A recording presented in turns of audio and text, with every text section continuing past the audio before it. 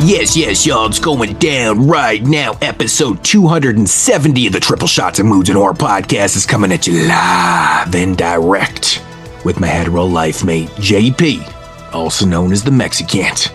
And of course, we got Mr. No Fat Check Saucedo, also known as Tyler. And I be your host, the Toxic Offender, Moodz. Yeah. What's going on, dudes? Yeah. Oh, we're back. Yes, we are back with our annual Halloween special. I guess we probably should, mention the fact that we announced the Ginger Snaps Trilogy. Yes. And then just didn't do it. But yeah, so we prepped for it. We all watched everything and stuff. And man, I could not wait to talk about Ginger Snaps because watching it this time, I was just like, dude, this movie hits so hard. There's just so much good shit about this movie. But unfortunately, I did have a death in the family. Pretty horrible one at that. I mean, most of them are horrible, but this was a really tough one for me.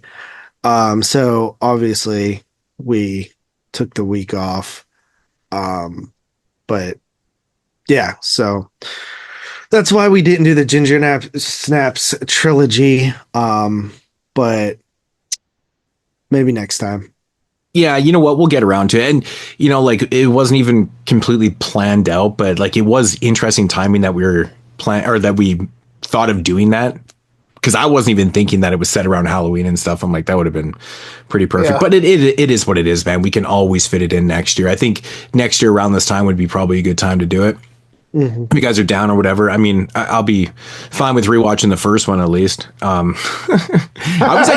I was actually really excited to talk about Ginger Snaps too, because I actually had it was a really big film. Well, obviously when it came out in 2000 or whatever and stuff, but when I had a film class way back in the day, and we actually did a huge thing on Ginger Snaps and the commentary and how the commentary in the film it's kind of interpreted a lot different by people too. And it would have been interesting to see everyone's kind of opinions on how they interpreted, or if you have multiple interpretations of what they're trying to say in the film and stuff like that. But Ginger Snaps is a really good movie. It's a really, really good movie, followed by a couple sequels. I like the sequels. Fuck off. I think part 2 is ass cheeks, dude. When I first watched it back in the day, I thought it was terrible. I liked it a little bit more. I liked it I thought it was decent when I watched it back in the day. This is the first time I watched it in over 10 years. But yeah, I did not care for it this time around. So I like it a lot. I think it's a bad sequel. It's funny too, because I love the setting of the film, but I just don't like what they do with the movie and where it goes. The end of the movie is so fucking stupid. It is so dumb. It's so dumb that they had to make a prequel. Where do you go from that? Well, I kind of respect the prequel because, I don't think they were doing themselves any favors. It's not even really a prequel, dude. It's just another movie. No, it's. I mean, using the term prequel, I mean, it's just pre Ginger Snaps. You know what I mean? Yeah. It's a reason to bring back certain actors and stuff like that, right? I think part of it's the Tremors 4 thing. They just kind of redo the movie in the Old West. But I think for me, they don't really redo it. I mean, that part 4 though is a legit full on remake, just set in a different time. This one actually, I mean, I always it follows two sisters. They play the same characters, but not really. But I mean, I guess they do. I mean, it's just in this weird alternate reality that it's set in the 1800s or whatever, but it's the same characters. It's so fucking weird. Yeah, I think part 3. I think part 3 is better than part 2. I think part 2 is just. I think part 2 is better than part 3. No, I think Catherine Nels, you know what I really hated about part 2 is she's top billed. Catherine Isabel. Well, she's top billed in it, right? And I remember going into the sequel back in the day, thinking to myself, so she's top billed in this film, yeah, you know why, right? because fucking Freddy versus Jason just came out. Right. Yeah. So yeah, of course. I mean, this is typical studio stuff. You got to have a name on there to sell your film and stuff. But I mean, if you were a fan of the first one and watched it, you knew what happened in the end of the film. You're like, okay, what the fuck's up with this? But you know, it's one of those narratives where, yeah, they incorporate her, you know, in little bit, like really she's only on screen maybe 2 minutes in the entire film. Like if that.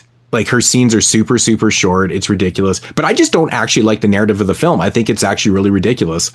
I like the fact that they go to the sanitarium and like that stuff's it's okay for what it is. But I just don't think it develops very good. And where it goes and by the end is like, I think it's really stupid. It's Little Red Riding Hood, dude. That was kind of my issue with it because, like, it kind of seemed like going to the sanitarium was kind of. Yeah, but when you do it live action like that in like a serious tone, it just doesn't work, dude. Like, I think it was. You're talking about number 2, right? Yeah. Yeah. So I think like about them going to the sanitarium, like it gets really underexplored, but it was just kind of a MacGuffin to get in an environment with new people and like kind of make like. To do the sister thing again by proxy with like the girl she runs away with, and like it could have just been, I don't know. I think just staying at the sanitarium and fleshing that out could have been Little Red Riding Hood with a burnt up granny and a crazy fucking Riding Hood. Yeah, I think watching them right next to each other hurt a little bit for me because like they waited like 5 years before they made these. 4 years. 4 years, like, and they shot part 2 and 3 back to back. They were both shot in Edmonton, so they just they just basically probably had one budget and fucking blitzed out 2 films. Is probably what happened, really. It just felt like in the first one, like you had this more unique, like angsty, like teenager, like sister film. And I mean, dude, fucking the first one is like they're not even comparable. Like, yeah, like they're not. That's what I mean, though. Like watching them right next to each other might have hurt it because like. It does in terms of like if you're looking at Ginger Snaps as like an academic too, like there's a lot to say about that movie, and then part 2 is just it feels like a fucking slasher film. Like it really does. Like it doesn't have to have like, you know, that deep commentary and stuff like that in there. I mean, there's still prevalent things that are happening, but it's not the same thing at all. Right. And it just feels honestly, the film feels forced, especially with Catherine Isabel's character. They had to incorporate her somehow. That all that shit feels really. It feels really forced to me. And like, you know, the sanitarium stuff's okay for what it is. Like I said, it's not really the greatest. But then when they go outside of it, that's when it just turns real goofy to me, man. Like real goofy to me. I don't know. I watched this movie about 10, 12 years ago again, and I was like a little bit higher on it, and then revisited this time. I was like, no. And then part 3, I don't mind part 3 for what it is because it's a total one-off. It's like JP kind of said with the Tremors 4, but I don't think this is a straight remake of part 1. I think it's just utilizing the same characters in a different setting, time. You know, it's a period piece, and I mean, I kind of like. I like that they gave it a fresh start, honestly. Yeah, it's like kind of like The Thing a little bit. Yeah. And I don't mind, like, I really like the setting. I like the whole native aspect of it and stuff. And I mean, that's so Canadian, but like, you know, it just felt a lot more fresh. It didn't feel as forced as part 2. And it was just more enjoyable for me, to be honest. Like, I mean, everything about the movie wasn't great, but I thought it was, there was some standout moments in it though. I thought it was pretty decent. So, but yeah, anyways, that's the Ginger Snaps trilogy in a nutshell. I guess we'll get to it in a year's time. Nobody will remember what we just said, so we'll freshen up on that in a year's time if we cover those. We'll do them. So maybe not next year, but who knows what we'll do. Is it too close in time for you to rewatch? Well, yeah, I just probably won't feel like watching them again. I mean, the first one, yeah, like I can do the first one. The first one is literally like I said, it's my favorite werewolf movie, so it's an easy watch for me. It's always been oh, really? It's your favorite werewolf film?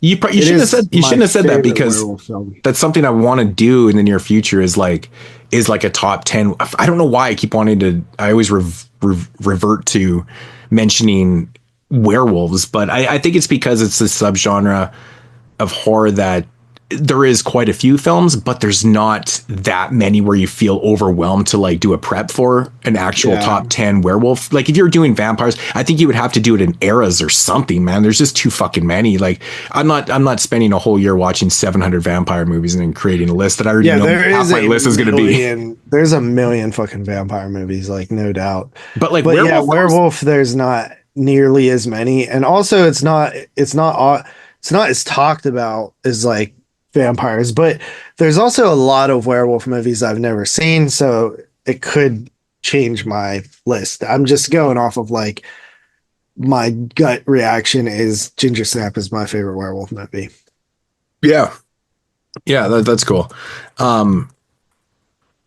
It's interesting because like I always thought that, you know, American Werewolf in London was up there for you. I'm sure it's up there for you. Yeah, I mean, I never was a big fan of it until I saw it in the theater. I was always like in the same camp as you, where I thought it was overrated, but seeing it in the theater definitely helped my love for it, because like I was like, okay, like I don't know, just it hit different in the theater. That happens to me all the fucking time. Like seeing a movie in the theater, it makes me like view it so. Yeah, like, I get that, man. Like seeing something on the big screen changes the way you watch things. It really does. It's weird how your brain just adapts to like a different visual of something, and you interpret things a lot different. It's like when you watch films when we watch movies for the podcast. Like sometimes I'll watch movies just for fun or whatever, and I'm like, okay, and then I watch it with like a critical mind, and I'm like, oh shit, like things are just totally different for me. But I feel like on the big screen, it's kind of like a totally different experience. Yeah, that just happened with something. House for you. Yeah, exactly. And that's exactly what I'm talking about. I've watched House for years, just, you know, doing whatever. And and then you watch it in a different light, and it's like it has a totally different meaning or interpretation to you. It's like crazy weird. But like, you know, like actually the weirdest thing about American Werewolf in London for myself is like I hear this. I literally was watching a movie or a video last night before I went to bed, and the guy was talking about this movie, and he was talking about like how what the common things that everyone says about it, like, oh, the transformation scenes are amazing. I'm like, yeah, it is. That's not what's overrated about the movie. The movie itself is, right? Like it has really good effects. It has there's a lot of good things about this movie, but like I always said, like if like one of the best scenes in the film is like a dream sequence, is your movie really that good? Right? Makes you question it. That's just the way my brain works. I think the opening is like pretty phenomenal. Yeah, it's good too. But you got to admit that the dream sequence is it's like batshit awesome. But it's like a dream. I just don't think I really like Landis, honestly. Yeah. The majority of the stuff I really like about that movie just like isn't even werewolf related. Yeah. I mean, John Landis is one of those guys that like, I guess you have to understand his humor too, right? Because he does write some pretty goofy stuff.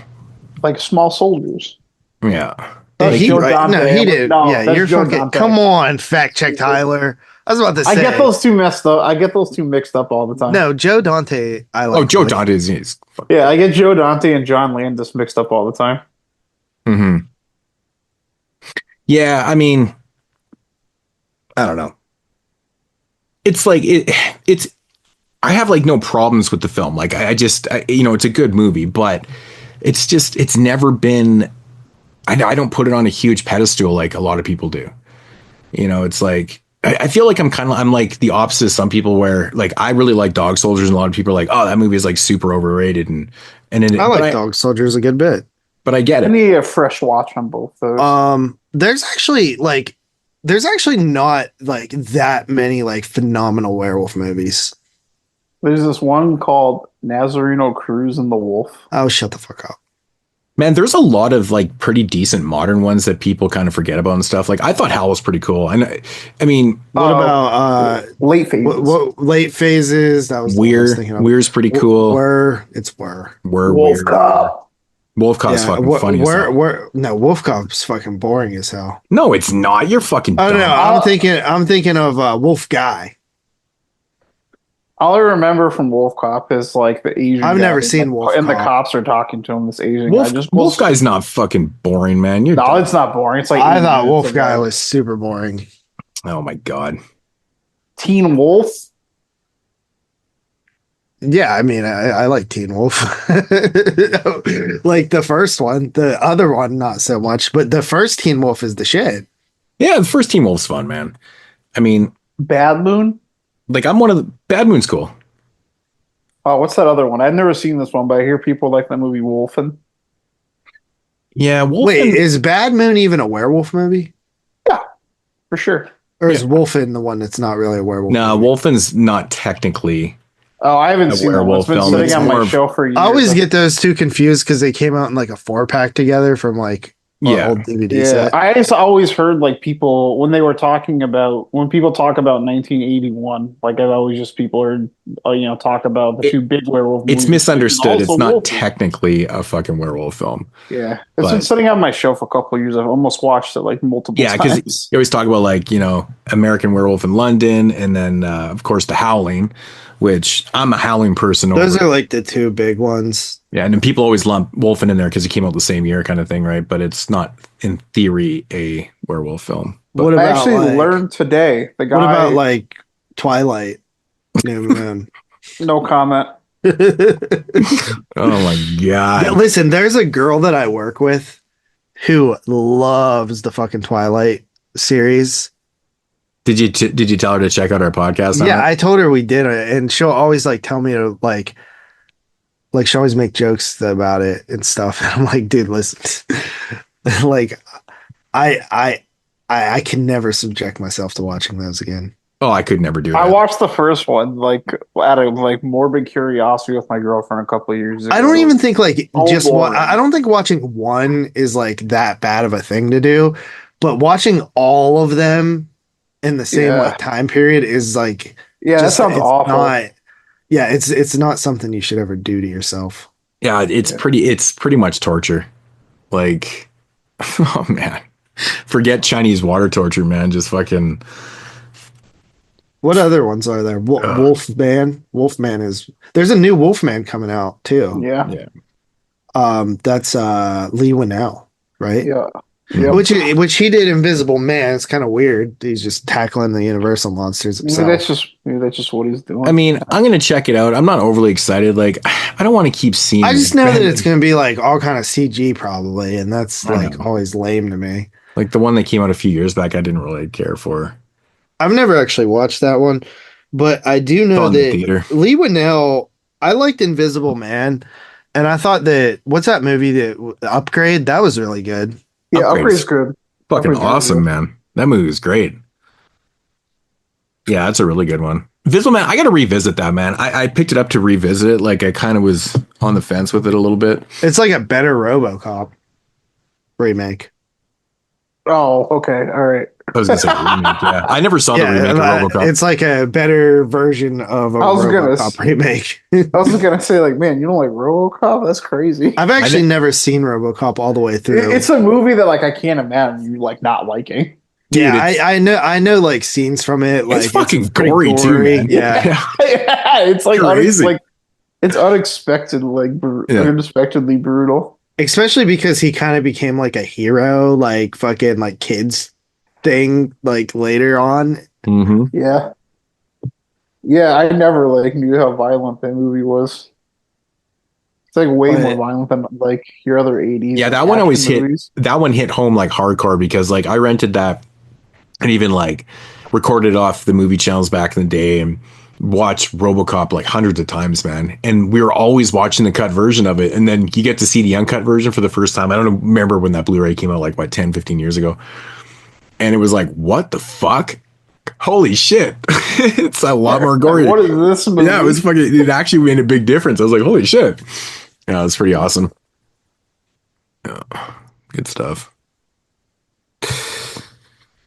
Yep. So Terrifier 3, highest grossing unrated movie of all time. Well, how many fucking movies have really gone this far that were unrated in the theater anyways? Yeah, Dawn of the that Dead. have gotten that.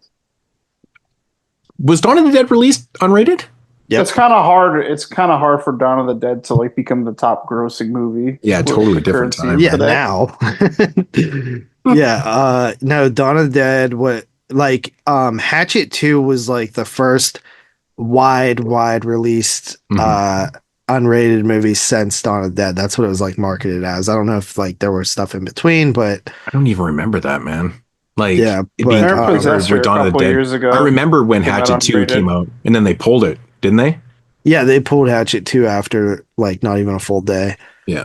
I can't And- imagine there's like another unrated movie that has Isn't an it- ad campaign like Isn't this, it though. fucking mind-blowing to you, though? Like, if you compare Hatchet 2 to Terrifier 3, like, Not even only close. Hatchet 2 just seems hilarious because it's not even Well, comparable. that was to that was always Adam Green's argument, is that it's fucking goofy. Like the Hatchet movies are goofy. like, it's gory, but it's not Yeah. like Terrifier 3 gory. Like, it's crazy to think that this movie is still, it's making big things. It's like breaking fucking, cinemas and shit.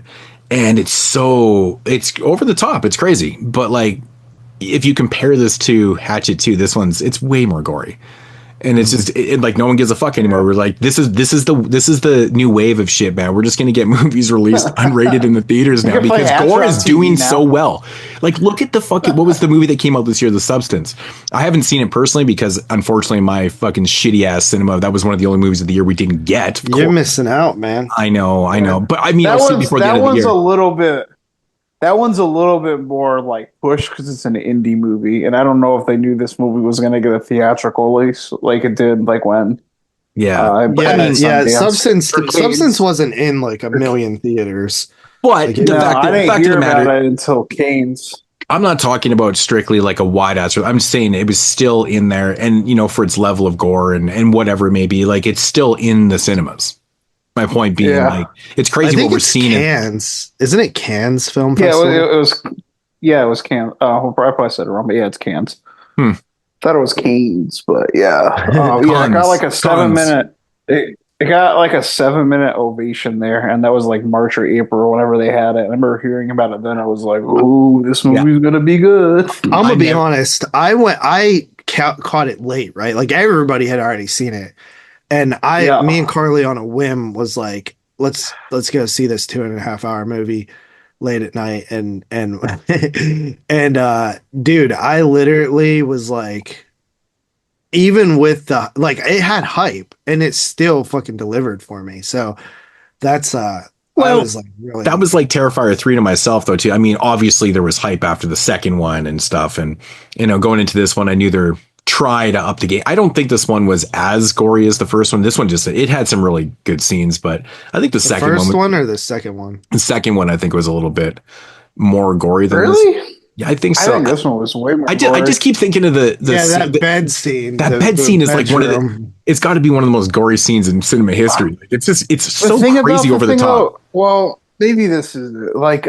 See, that bed scene like doesn't do anything for me because I just don't think it looks that good. You need to stop talking. I don't know. I swear to God, but this movie, like, I felt like the gore like looked like great. I don't know dude, listen, here's what I don't get about Tyler and some of these other fools. They're the fucking same movie, man. They're barely any different. There's some differences. But you guys are acting like they're these vastly different films. It's more the same shit, dude. This is like an extension of the pacing is way different. That's the biggest thing. Well, yeah, this one does rip by a lot quicker. Movie. I do agree. This one rips by a lot quicker. That's my main criticism of number 2 is just like I don't like the writing. I think like that thing's dumb, but that's a me thing. But either way, I think that's dumb, and I think it's not paced well, and there's a lot of dead air. And this movie was just like go violence. They didn't talk about the backstory. They had one like 3-minute scene with like some nice editing, and that was it. They just kept. You have to understand though, in part 2, he was trying to put some narrative in there. Like they were dropping hints at like, they were trying to go somewhere with the backstory of Art the Clown, and like, they're putting all these things in there, which I expected them to like kind of further that a little bit more in part 3, but they really don't give you anything. They don't really answer any questions from part 2, which is what I liked because I hated part 2 for that. My point was the reason why part 2 seems a little bit fumbly and it's obviously longer too. It's like 2.5 hours is because there is a lot more story, a lot more narrative in there, where this one, it kind of drops that. It gives you like little bits but this one just focuses on, the Christmas element and just like, yeah, we're going to go fuck some people up. Like it's really what it does. Like it yeah. drops all that other narrative shit. Like, and it's funny too, because I walked out of there going, like, I was going into expecting to answer maybe a couple questions or whatever. It didn't do shit, but I was like, I don't give a fuck, man. That shit was gory as hell. It was fun. Like that bathroom scene, dude, was ridiculous, man. Like his balls, man. Come on, that's like my favorite. Like I was like, oh my like God. it reminded me of Pieces, dude. Yeah, man, it does my actually. Was laughing. The scene before that too. One of my favorite scenes is when he's like in the outside of their dorm room, and she's like, the most prolific serial killer ever, and he's just like, "Oh, I'll stop." His actions out there, man. He's so funny to watch. Dude. Like that character is just so fun with not talking. You know, it's just all body language. So good. One thing, like I always thought too, was like, man, they should like give like Art a mouthpiece, like have him like let Hart ham it up like he's like a WWE wrestler and have his like own personal like manager that does the talking for him. And then this movie actually kind of did that. Yeah, in a sense. Yeah. A little bit. Yeah. And so did you like this one more than part 2? I did, yeah. I think this one was, you know, it's on par. I mean, it's more of the same, but it's a little bit, it flew by for me, man. I was like, shit, that was 2 hours. Crazy. Cause like I just went and seen Smile 2, which was like 2 hours and 5 minutes. And that movie felt like 17 hours. Felt like it. It fucking, yeah, I didn't feel like Terrifier 3 felt long at all. No. So like, I was like bored during Terrifier 2. Terrifier 3, I thought was just moved. You're crazy. I like them about the same. I think in hindsight, after letting them digest, I might like part 3 a little bit more. I really like the Christmas aspect, and the opening scene is great.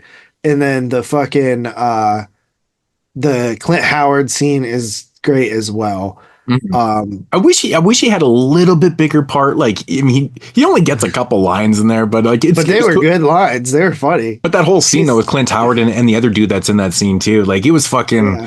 It's good shit, man. Like it was cool to see those guys pop up in the film and shit. Like they're fucking legends. Like half the people in the cinema didn't know, but how many? Let me ask you guys a question. How many people walked out? So that's the opening scene where the kid was packed up. No, nobody walked out. That thing. We watched two people. We watched two people get up. Me and Dylan went and seen it, and 2 people got up and fucking left right after that kid got hacked up. And I was like, I've never even. I've never. The only film that I've ever been to where people walked out was Climax. Yeah. It's just not everyone's cup of tea. This was strictly just the violent level. Like there was actually another person that left later on in the film. And I'm thinking to myself going, like, if you've seen part 2, like, why are you here? I mean, just look at the fucking poster and that tells you what you need to know. It's just like, you're not gonna see the Terrifier 3 poster and think that it's gonna be something else. I know, but I just don't like, is it just that it's become like a pop culture thing where people are like, oh, all the hype's on this, I need to go see this movie without, like, who goes and sees a part 3 if you've never seen the first 2 movies? Like, it's just weird to me, right? Yeah. Because if you've seen part 1 and 2, you know what you're getting yourself into with part 3. So you shouldn't be walking out after like a fucking 8-year-old kid gets hacked up to pieces. Like, who cares? It's a fucking movie, dude. Like, I don't know. I wish that I always want people to walk out. Like, I want to be in a movie where that's the first time I think I've ever seen. I've seen people get up and leave because movies sucked, but I've never seen people get up and leave because they were offended by shit that they saw. Yeah, I almost walked out of fucking Slender Man. I'll tell you that. But so that was the closest I've ever got to like that, and fucking Ring sucked real bad. The Grudge remake. Those are the 3 that I think about where I was like actually like pissed off. Oh, and Firestarter.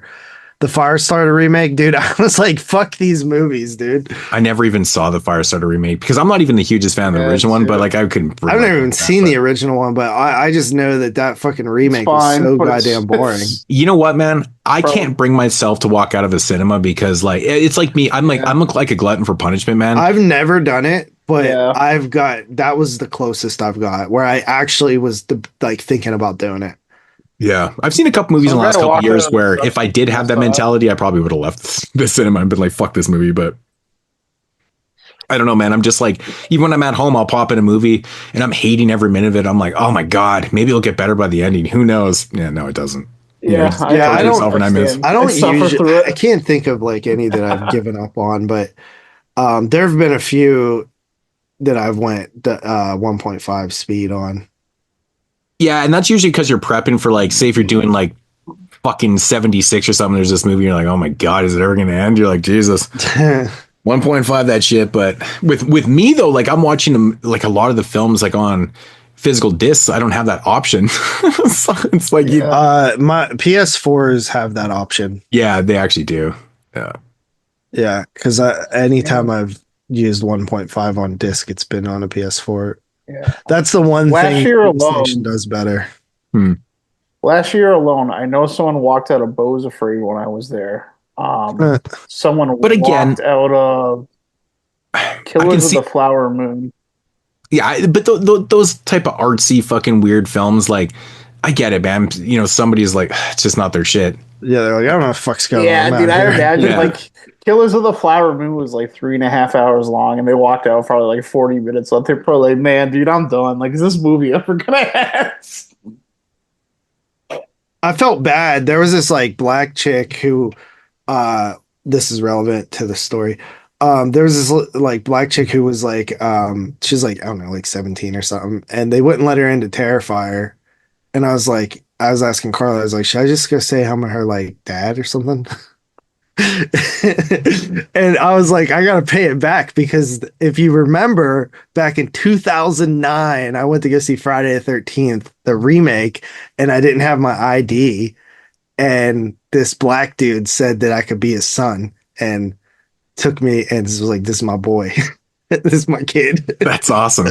So did you end up doing it? No, I didn't. Because if it was a dude or something, I might. But like, I didn't want to be like, you come off like creepy or something. Yeah, but you were with your girlfriend though, man. What does it matter? I know, but if you would have walked up, you don't know, she might have just been like, "Bitch, you ain't my dad."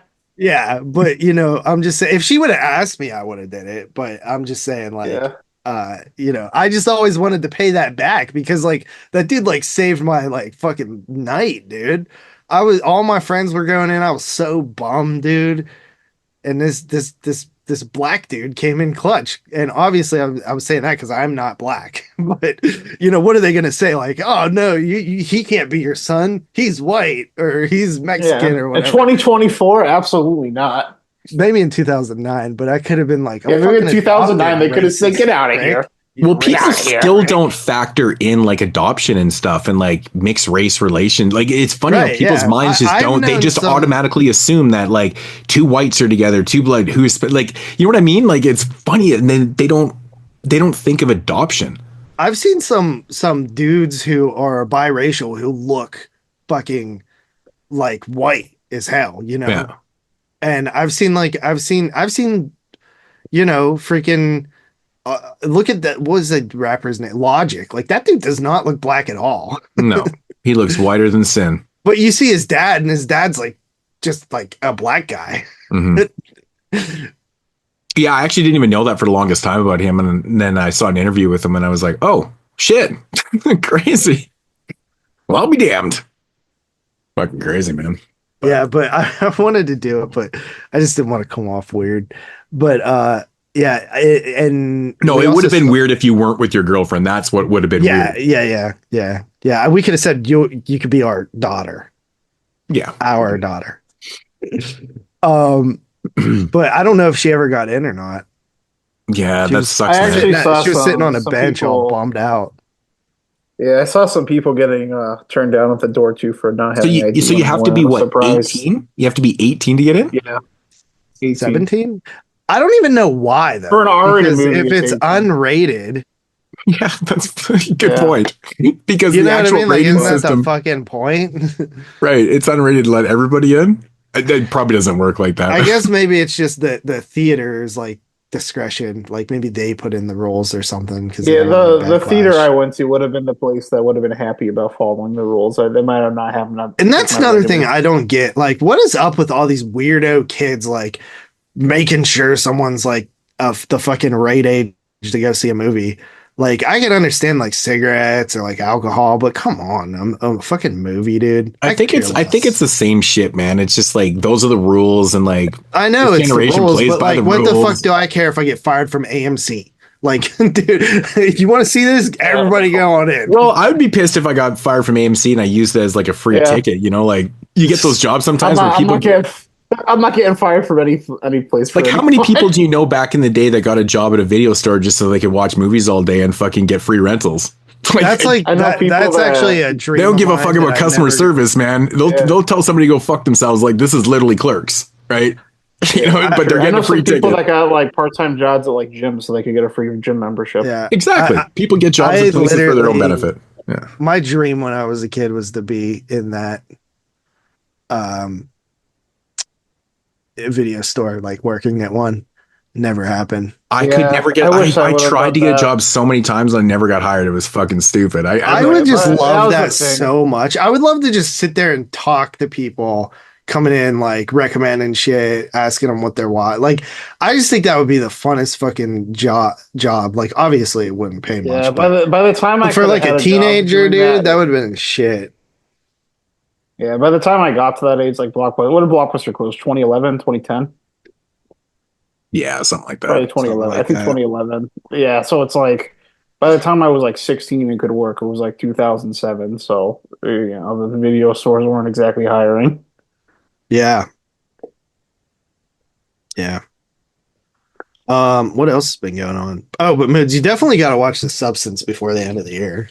Oh, I'll be checking it out. I've been looking every day to see if I can find it somewhere, but it's not even for rental. It's not streaming it. And I'm like, Jesus. It's on MB already.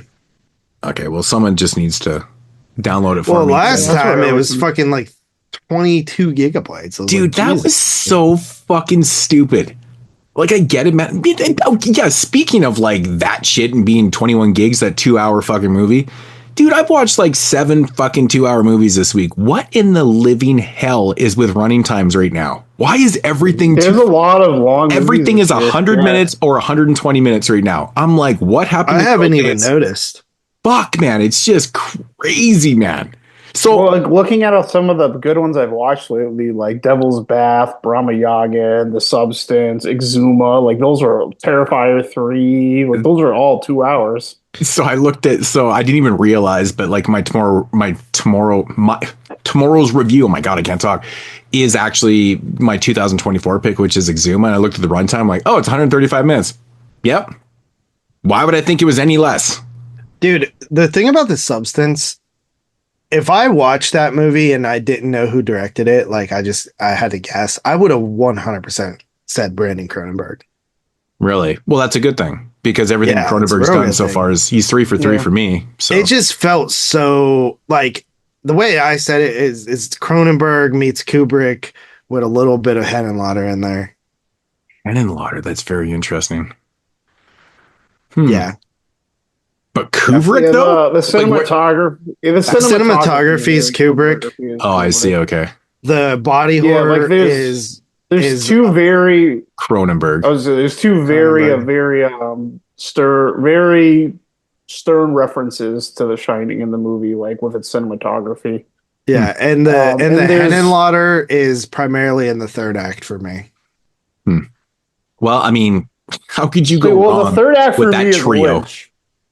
The third act for me is Lynch because they like there's a direct reference. I feel like it doesn't have like the vibe of a Lynch, but it has. No, it doesn't. It doesn't. Yeah, really the vibe is Henenlotter to me. Like what kind of Lynch? Like elephant. Have you ever seen The Elephant Man? Yeah, I have the Criterion. Yeah, so if you've seen The Elephant Man, you know. Oh, interesting.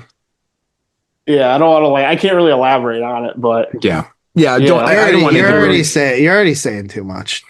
Yeah, I can't wait to see it though, man. I mean, it's I think the hype has been dying down. Like I've stayed so far away from everything. I don't even know what it's about.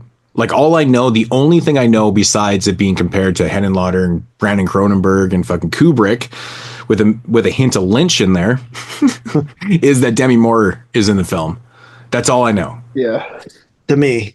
When I had first watched it, I thought my initial reaction was this is like Sunset Boulevard and Requiem for a Dream through the eyes of David Cronenberg with a sense of humor of Peter Greenaway. You're doing too much. You're overthinking the shit out of shit, man. No, Moore was awesome in it. I think she really goes goes to some cool places that is a little and the cool thing about it too is like the story, without giving anything away, it's very like, you know, relevant to like her as an actress in a way, you know what I mean? Like totally, and just not even her, but just actresses of her stature and caliber and age and stuff, you know what I mean? So it's a really interesting role for her. Well, I loved it. That kind of answers my question of why Demi Moore was actually the lead in this film, because it just, when I saw her build on the film, I was like, shit, that's I mean, I really don't know why. Like, there's a number of actresses that could have been plugged into that spot, but I'm glad that she was interested in it, because I think she was like perfect for the role.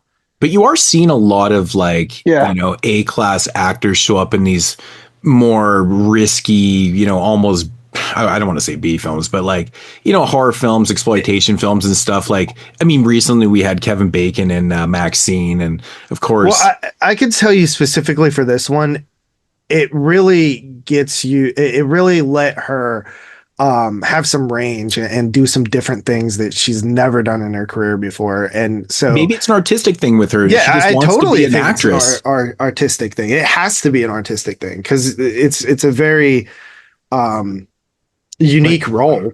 Like,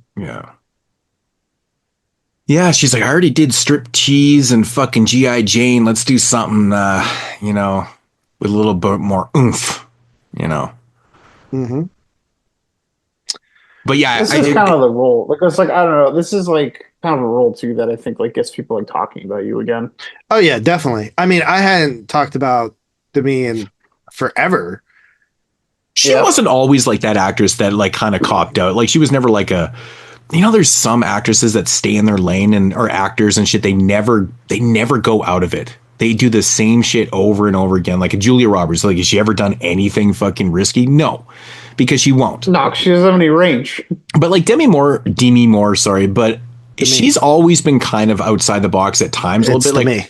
Like when she did Striptease, I mean, honestly, dude, like that is like, where the fuck, like, why? She doesn't have to do that shit. Like that, you know, it's highly exploitive, but like she did it though. Like she's done a lot of different types of roles, so it doesn't overly surprise me now that I actually think about it.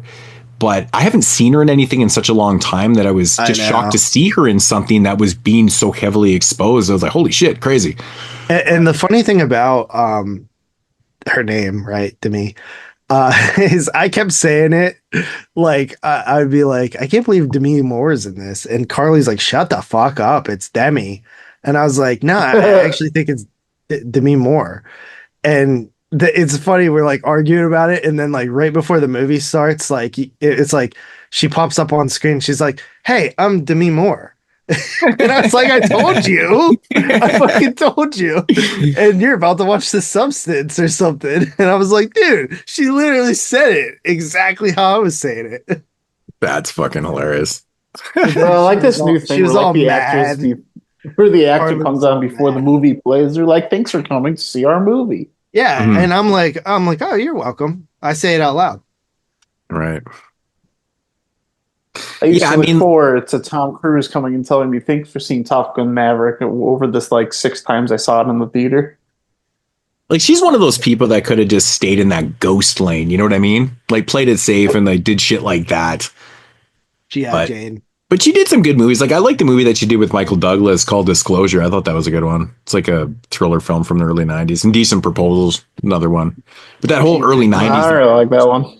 Those were cool. I picked that up from Kino a couple of years ago. Yeah. She was also in Nothing But Trouble, which Jeremy actually introduced us to that one.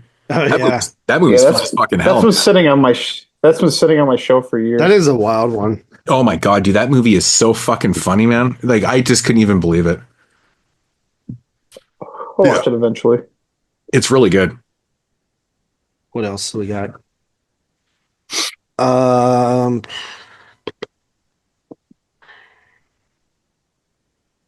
There's a lot of 2024s I still need to see. Yeah, I've been watching a lot lately. Yeah, I watched I'm a at couple. 49 now. Oh, What are you guys at? I think I'm around. I'm at 48 apparently. I'm about 30. I watched. What did I watch recently? I watched. Of course, I watched Maxine. I like it a lot more than other people did. I watched Spin the Bottle. Didn't like it at all. I watched a Halloween movie called Iceland Pines. That wasn't very good. Violet sucked. We Are Zombies. I watched that. I think it was, and then like the next day, I think it was you telling me about fucking one of the dudes that was involved with this is like all in trouble for touching kids or something like that. Oh yeah.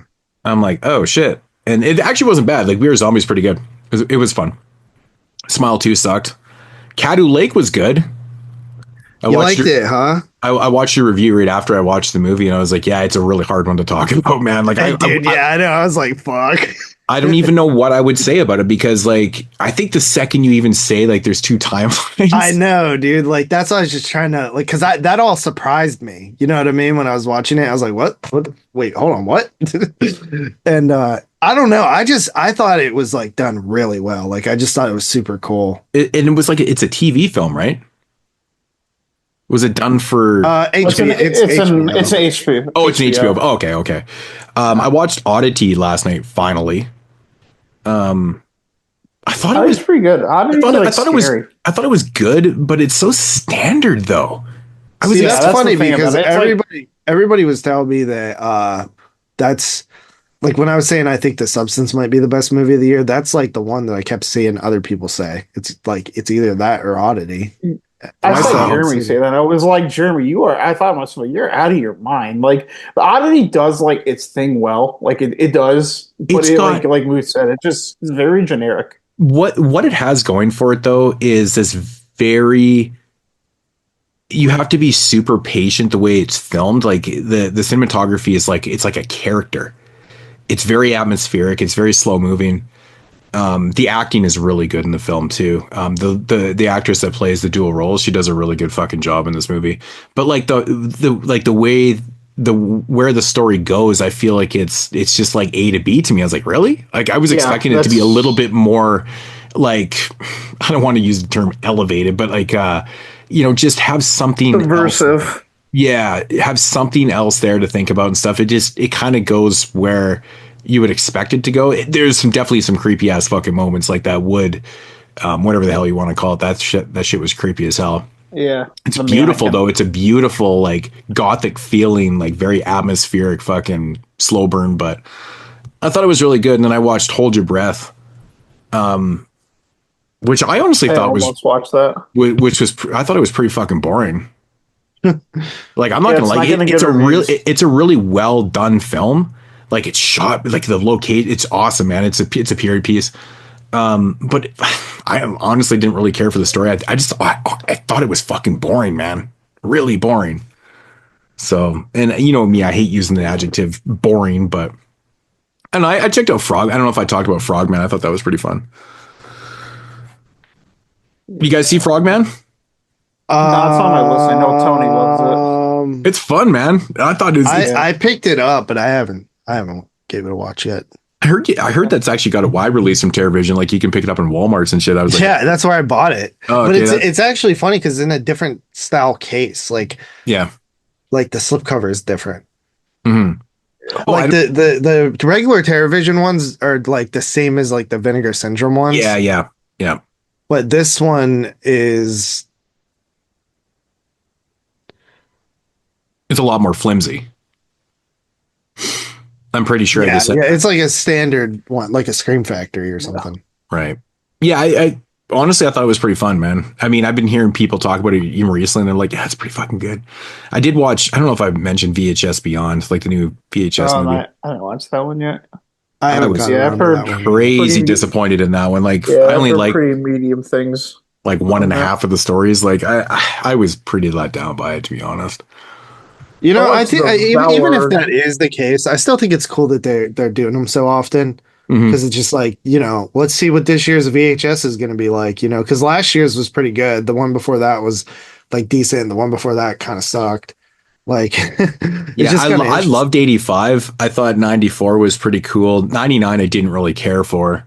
dude. I can't even begin to tell you which one's which. And then Viral they did everything about Viral sucked. Oh yeah, the third one. Yeah, the third one is fucking trash. 99 I didn't like. I think it's funny because I watched a video last night this guy was talking about how much he hates 85, and I was like, I think that's my favorite one out of the last. I like the one that came out last year. That one was pretty cool. Is that 85? Yeah, I think last year's was pretty decent. Was that 85? I don't remember. Fucking stuff. I know the years, but I don't know what order they came out in because it's like rapid fire. 85. It's fucking rapid fire, dude. Like they come out like there's 7 of them now. There's fucking 7. There's 7? Dude, this was the 7th one, man. Like it's fucking crazy, dude. That's a crazy franchise show. I know, man. Like, you'd have to take such like, you'd have to write down all the fucking episode, like all the short. Oh my god, just so you could remember everything, man. Like, yeah, reviewing an anthology franchise would be hard. I mean, it'd be hard to do. I think it'd be kind of fun. It would be actually kind of fun to do. Yeah, I watched that movie, The Valedurlap, today, which is pretty good. Yeah, like, is that the one where they had the 85 vampire, was last year. The vampire is the marionette. Yeah. Yeah. How did it look? Wait, question: if you were to do the VHS franchise, would you include Kids vs. Alien and Siren? Well, I would love to watch Kids vs. Aliens. Apparently, I'm the only one that loves that movie. But Siren, I thought was shitty. Yeah, it wasn't very good. But isn't that weird that there's like 2 spin-off movies? Yeah, as well. Strange. Yeah, yeah. Siren was a miss because the short was good, and then the movie just not good. Yeah. So how was that one? How was it's pretty good. I think it's a movie that most people will like and think is pretty good. Does it come off goofy? Because when I heard it's the problem, it's like it wants to be serious, but it's also kind of goofy where it kind of sometimes runs into that problem where it's kind of like hard to take the movie like seriously when it wants you to. But like it's still like fun and it's like quick enough. But the thing is, I think there's other movies this year that kind of like play in these same fields and like try to accomplish what this movie should accomplish, but just do it better. Yeah. Did you guys watch? Sorry, go ahead. I was going to say, I think it looks interesting. When I heard that, the vampire was a marionette, I was like, what the fuck? I'm like, what kind of artistic, I mean, honestly, hiring an actor would be a lot less work than having to utilize a marionette, but like, we're talking, I thought you were talking about something like relevant to the story where you would call him a marionette. No, this is a different movie. This is a French movie about like this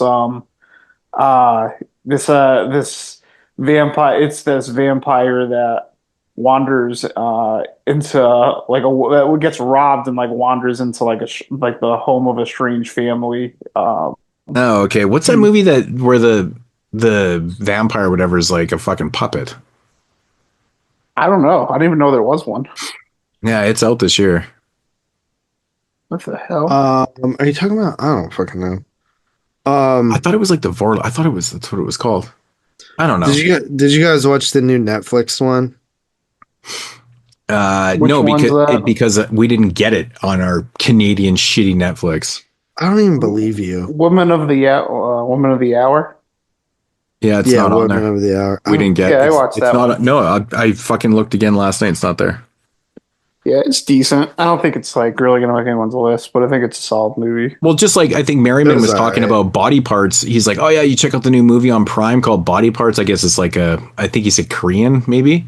And so I looked it up. Yeah, it's not on my fucking Canadian Prime. I'm like, fuck. And he mentioned another one I think last week that was on Prime too, and we didn't get that one either. I'm like, what the fuck, man? I can't get shit up here.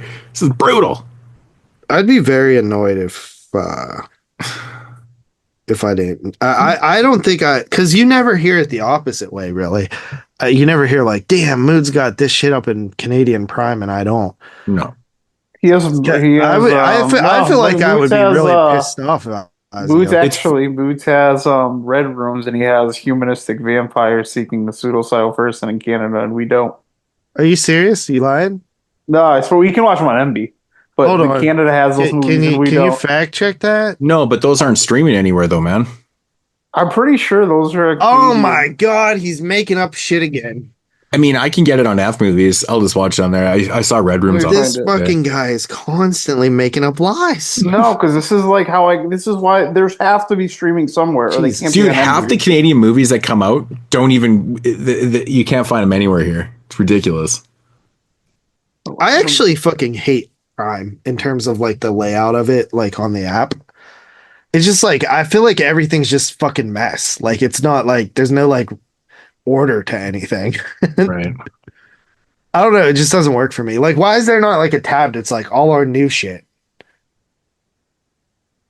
Right? Like, cause I like Netflix, you go to like, oh, this is the new shit. And I think that one thing that I think Netflix does great and Screenbox does it as well is the top 10. I like that. I think every streaming service should be like, these are what everybody's watching right now. Like, I like that concept, and I feel like that, like Shudder doesn't have it, fucking Prime doesn't have it. Yeah. Oh, you can watch these in America. You can watch these in America now. Just kidding. Oh my! See, this is No, I'm telling you, man. Red Rooms isn't even in the other long ass title that you mentioned too. They're not. I swear they're not streaming anywhere. Well, here. I know I saw Red Rooms before you could stream it here because I was waiting to watch that since last summer. And I remember early in the year, I was like, "Where is this streaming?" And I said, and it said like you could stream. Maybe it was just the French province because it's a Quebec film. Yeah, but it was streaming there, and I requested it on MB, and I got it like 2 days later. So it was definitely somewhere else. Wait, it's a subtitled movie? Yeah, both of those movies are. They're both from They're Quebec. both French Canadian movies. Yeah. If there's one kind of French I hate, it's the Canadian kind. You don't see. I feel like you don't see a lot of French Canadian movies, and there's like two like pretty. No, good I like their movies. They actually make pretty decent movies. There's a lot of good French Canadian movies, man. Yeah, there really is. I just hate fucking. I just don't really like them. I'm just kidding. I hate the accent. That's all it is. The George St. Pierre accent. It always like it's like a fucking Pittsburgh accent. Like we have the worst fucking accents. But no, the Quebec accent. You know what I'm talking about? Yeah, man. We know about that shit, man. It's it's not well, Coolio. Especially when it's in English, right? Like if they've learned English. Yeah. Like that's where it sounds like. All I can think of is like the. I am not impressed by your performance. I can't even do it. It's not bad. It's not bad. But who? Yeah. Speaking of The Substance, that's a French. I don't think she's French Canadian, but no, I think I didn't realize it was a fucking same girl who did Revenge. Yeah. Yeah. That's why I knew. Like when I saw that right away. What a sophomore when I played effort. when I played at Canes, I saw that right away, and I like saw that she was the director. I was like, ooh, she definitely like knows the way around the camera. Is probably going to be really violent. Yeah, I can't wait to watch it, man. Fuck. Yeah. I kind of want to watch it again, and I don't ever like to watch movies again. I'm going to save it for like right before. The ones I am rewatching. What'd you say? I was going to say, you don't rewatch films that are going to be like in your top 10 at the end of the year? No, hell no. Hell no. Are you kidding me? I'm like usually. No, I thought that was just normal to do that.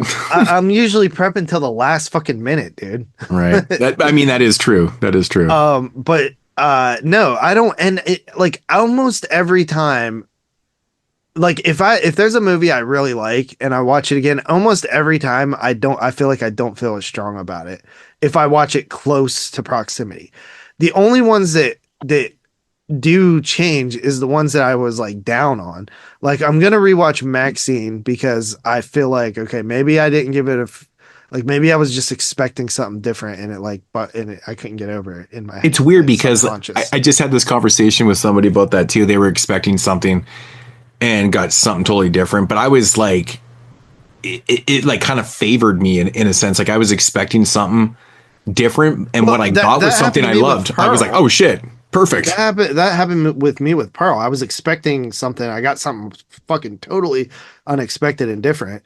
and I loved it. But with Maxine, it didn't really. I don't know. It didn't really work for me. But I'll rewatch that one. What was the other one that I said I wanted? I think me and Dave are like the only two people that love that movie. Yeah, funny. pretty much. Interesting. There was like two other ones that I said I would possibly rewatch too because I wasn't that high on them, but I can't remember what they are right now. I mean, I got to see some of the movies before I start rewatching. I mean, The Substance is the big one right now. That's kind of the elephant in the room, but I mean, I've watched the majority of the bigger films. The ones that Tyler was just talking about, they're on a list to watch. I could watch Red Rooms anytime. The other one I'm not too sure about. Which one? But the other French one. The long ass fucking title. Yeah, I can't that one's the short. That one's only like 90 minutes. No, I can't. I said the title's too long for me to remember. Oh. It's kind of a dumb title. Human vampire seeking a consenting suicidal person. Yeah, I will never forget that or never remember that. So. Yeah. There's that movie Uzumaki too. That's pretty good.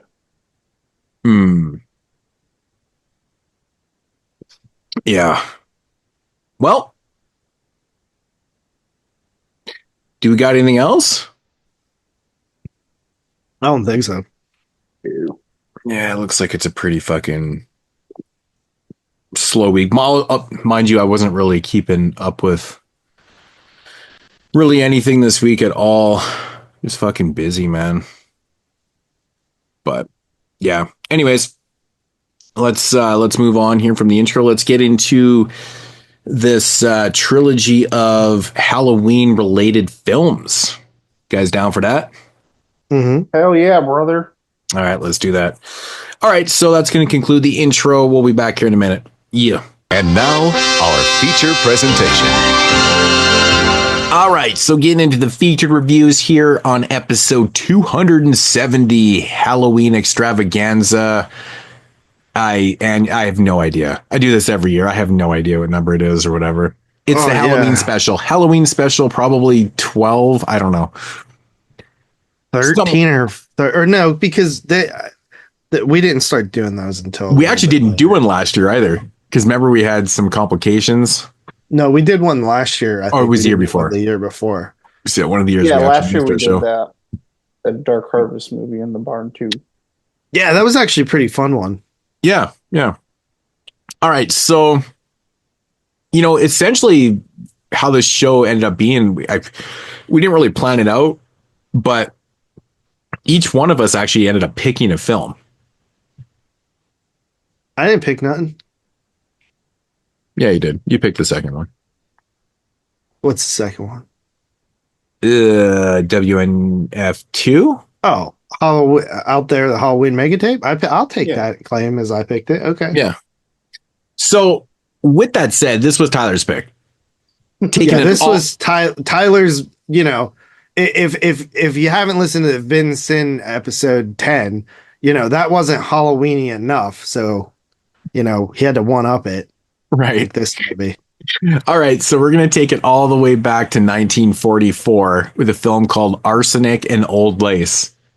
I didn't even know what the fuck he was saying for like weeks. Everybody kept saying it. I was like, I don't even know if those are words. Everyone that just heard that title went, what? Right. And my grandma likes this movie. This motherfucker starring Cary Grant. And you're thinking, what? He didn't do horror films? Yeah, well.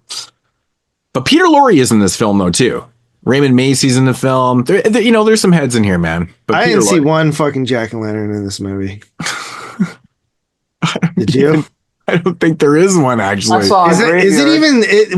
did they even say it's set on Halloween anywhere in the film? Yes, multiple times. Yeah, it's definitely... It just doesn't have very much of a Halloween aesthetic, but... There's a graveyard. There's a scene where he's like, wait for me in the graveyard on Halloween. Yeah, but graveyards just aren't specific to freaking... Okay, anyways. Arsenic and Old Lace from 1944, directed by Frank Capra. All right, synopsis. Mortimer Brewster, a Brooklyn writer. That's such an old school name, right? Mortimer Brewster, and not the cool Brewster, right? Not the cool Brewster. Yeah, not Punky. Not Punky Brewster. I don't even know who that is. What the fuck? I'm talking mean, Fright Night Brewster. You're so One of my cool, elementary Brewster. teachers used to Oh, say you're that all talking the about with time. McLovin and shit. I got you. Shut the fuck up Oh, with that no, McLovin no. bullshit. Dude, stop with that. What? Everybody knows that Is that Fright not Night what you're Remake- talking about? Fright Night Remake is just I trash forgot there bags, was an bro. original bad movie. Yeah, that is right. Oh, fuck. Okay. No, I'm Brooklyn just kidding. writer. I think Fright Night might have made my top 10 of 85. So Yeah. Okay. Mortimer Brewster, a Brooklyn writer of books of the futility of marriage, risks his reputation after he decides to tie the knot. Things grow complicated when he learns that his beloved maiden aunts, Abby and Martha, are serial murderers. also an old ass name, Martha. Yeah, Martha. Yeah, totally. Abby doesn't seem that old school. Nah, Abby is modern. Abby came back. Abrielle or Abigail. It could be Abigail. Those are a little older. It's definitely Abigail. most likely. So, like Mortimer, like, would you just call him Morty? Probably. That's probably where Right. that comes from. Yeah, Morty. Yeah, probably. like Rick and Morty. It's actually Rick and No, Mortimer. like Leprechaun Mortimer. 2, Morty. What do you- Like Rick Leprechaun too. Anytime I hear that name, I think of that. All right. Speaking of, I was complaining earlier in the show that I watched like 7 2-hour fucking movies this week. Yeah, this is one of them. Yeah. This Oh yeah, this movie- bitch was 2 hours, huh? This movie came out in 1944. Was When Filmed- everything was 65 to like 70 minutes. so this Frank movie. Capra no, was not about that life. so this movie was actually filmed and completed in 1941, which makes it even funnier. Like Yeah. it was even earlier. Like I don't That's know what. something I have noticed about Capra in general, like compared to like a lot of his contemporaries. They really are usually like 90 minutes to like 100-minute movies, like at most, and like Capra just throws out like 2-hour movies. You know, I get run times for certain types of movies, but I'm just gonna let you take this away, Tyler. What are your thoughts on this movie? This movie's great. I love this movie. This is kind of the thing that I really like wanted to accomplish by recommending this movie is this is kind of like I feel like a prototype for like what horror comedies would become. And I kind of feel like that's a part of horror that people don't really like look back at that much or like really give much attention to. So I thought it would be kind of cool to watch a movie like that. This is like definitely like a screwball comedy first. Yeah, it's like this an is a horror Abbott movie. Costello type thing, but Yeah. not as slapsticky. And this is around the era where these movies like started getting like kind of more inventive writing, which is where you get like this blending in with like the horror elements in this, and even bringing in like horror stars, like making people look like horror stars, and bringing in these elements. I've watched enough of these, and I can definitely understand it. It's like something you're not like as familiar with, but I do like the humor in a lot of these. So like I was like having like a good time laughing. I liked in this one there was like a lot of different unique characters. Like I like the Teddy character a lot that screams charge every time he runs up the stairs. Like it just kept making me laugh. Like, Arge. it Oh, the kept guy making me laugh. The further it went on, because it was just like There's just It a was lot of almost- nephews. There's a lot of nephews in this movie. Like everyone's a fucking nephew. Like nobody has fucking parents or something. Like nope. it just seems like everyone's been disowned and like these are the aunts left in the family and shit. And like everyone's a nephew. It's pretty funny. But yeah, the Teddy Roosevelt character is actually I think that character is supposed to be. I think it's actually one of his brothers, isn't it? Like, aren't the three nephews? They're actually all brothers, right? Yeah. Yeah, Mortimer, Teddy, and Jonathan are all brothers. Yeah. Jonathan's Oh, no the one shit. that Yeah. yeah, and I thought it Jonathan's was the like one his that freaking looks nephew or like something. that looks like Boris Karloff. That's comes with Dr. Einstein, played by Peter Lorre. Yeah. Yeah, I just like I like kind of like I love the absurdity of it. I like the gags with the body and the aunts. I like that Cary Grant is just kind of like on fire, like flipping out as like the only reasonable person all movie.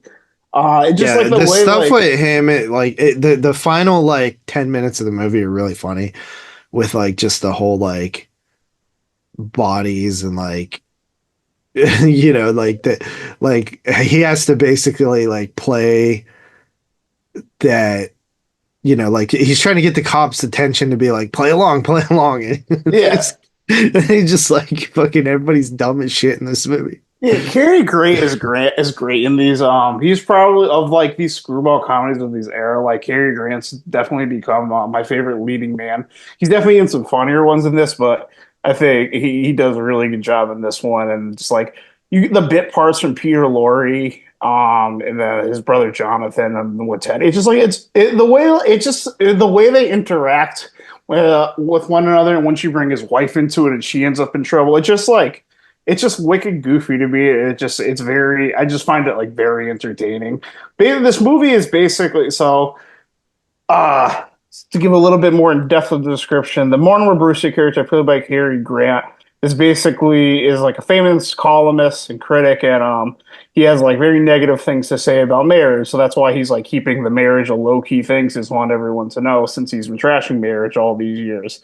So he quietly gets the nod time, and he goes to tell his aunts that raised him. And that's when he goes there, he finds that his aunts have a hobby of luring lonely men and killing them and bearing them to the cellar. It's not as morbid as that sounds, though, is because they feel like they're wicked goofy. They feel like they're doing a deed, right? These are people that were, like not chosen, but there's a reason to why they're killing them. They're just like gleefully like insane women. But there's a specific reason why they're doing it, though. It's like the whole, you know how like Teddy, he's suffering from like what, yellow fever or some some shit like that. I think because they're kind of insane. No, I think it's trying to like just show that they're all insane. Yeah. But yeah, it just at least like in their minds, they feel like they're doing a duty. They even say that in the film. It's actually kind of they're taking in like homeless ass bums. Yeah. But yeah, I think there's some like EC Comics with like a similar story. There's a Tales from the Crypt episode with that story too. Yeah, I think there is actually. The old people that run the diner. Yeah. Is Meatloaf in that one? Remember Meatloaf was a character in one of the Tales from the Crypt episodes? Yeah, it was funny. I was actually thinking about the episode from Masters of Horror that he was in today. Yeah, I watched that today. Was it Pelts? Like, that's probably like he was in Pelts, and my brain was kind of like recalculating for a second. I was like, well, I definitely just saw Meatloaf in a movie today. Yeah. R.I.P. to the Big Meat. Yeah. But yeah, Cary Grant finds a body, and he confronts his aunts, and like they just like admit to it, and they don't like Moodz said. Of course, we kill them. Of course, it's like they're just really, like all nonchalant about it, and he's like, what do you mean more? Or so they allude to that they've done this more than just that one time, and he's like freaking out. They start arguing about how many times they've done it, and they're just like so casual about it. And that's like where Cary Grant just like being like freaking out about everything the entire movie, plays hilarious, and then everyone being casual. It's actually funny too, because like they have like such high standards that like they're like offended that Jonathan wants to bury a different body down there. Yeah. Like he's a stranger. These are nice men. Yeah, these are because his killing didn't fit the profile. Right. No, that was a murder. My favorite scene my favorite scene in the film though is when is when Jonathan finds out that the aunts are killing people. And then they have like basically an argument to like who's killed more. Yeah. That shit is like ridiculous, man, because they're like, what? And then he starts talking with Dr. Einstein, which is played by Peter Lorre, and he's like, and they're breaking down all the people that he's killed. He's like, he killed this person, and I got two in San Francisco, I got one in Oklahoma, and he's like, you can't kill that person because he didn't die. He's like, you can't count that person. He died from the fever. He died later on. Like it's like, you're only at 12. He's like, no, I'm at 13. Now you're only at 12. And so like he kind of makes a point of it after he realizes that the aunts are up to 12 kills, and he's like, well, I got to do one more. And then that's where it gets kind of goofy, but yeah. So he declares Mortimer will be the next one he kills. Yeah. This movie, like, the plot's not all that important. It's really just a skeleton to get them all together and just like have them do like super goofy things. And it's just the comedy plays like differently against the horror tropes, which was definitely something experimental at the time. Um, it's really just a comedy of errors. It's just screwball comedy. Mortimer's wife's not in it that much. Usually these screwball comedies are kind of like the prototype for your modern like romantic comedies, but they were more like zany or usually involved like more like adventurous themes back then. So this one's a little different, where she's less of a central character to the movie, but she also gets involved with Who, Priscilla all the Lang? brothers, which leases. Yeah, I had to look it up. Yeah. I was like, I recognized her and I couldn't think of where I knew her from, but the only thing I remembered her from was Saboteur, the Hitchcock film. Yeah, she's not like super. I don't think she's like crazy popular. Well, She's she not, like, one of the retired big names a couple in years this area. after this, like in the late 40s, and she was like young. She was like in early 20s, I think. Yeah, when she has a really good look to her. I was honestly surprised I hadn't really seen her in much, because she had like the look of like the popular like girls from that day. Like, dude, Barbara I could tell that she Stanwyck, was definitely she was very, very pretty for her time, but retired Yeah. so young. It's crazy. And then lived like really long. It's crazy. It's a weird thing, but I recognized her face though, and I was like, where did I know her from? But it was only Saboteur. So, but yeah, I mean, the movie for myself is like, this personally isn't my type of, I'm not a big slapstick comedy person. I like, I know it sounds so childish, but I like dick and fart jokes a lot more. And we definitely weren't getting those in 1944, but like, I like my shit a little bit dirtier. I've never really been the biggest slapstick comedy person per se. Like I like my Abbott and Costello and stuff like that, but like in small doses. It's not for me. I just feel like a movie like this would have worked a lot better for me if it was a little bit shorter. I mean, Cary Grant he does a really, really great job of hamming it up for 2 fucking hours. Like, his performance is so over the top that at first I was super fucking annoyed by it. I was like, oh my God, dude, he is like, if I was rating his performance, he's at a 21 out of 10 right now on like the overdoing hamming it up, man. Like he puts so much energy and stock into like yelling and overacting and running around and doing all this shit. I'm like, oh my God, like, it's Cary Grant. This guy's very established. He doesn't need to be doing this shit. He's hamming it up like a motherfucker. I get it. It's slapstick comedy. That's the way it's supposed to be. But man, I don't think I've ever seen, like, I've seen Cary Grant in other movies before, but I think this is one of the most over the top performances I've ever seen him in. I think Raymond Macy, he steals the show in this as for me, man. Like, as soon as he walked in, I was like, holy fuck, he looks like Boris Karloff. And did they not mention it 5 minutes later? Like, hey, what about this guy that looks like Boris Karloff? And I was like, blah. I'm like, fuck, I just said that. It was fucking funny.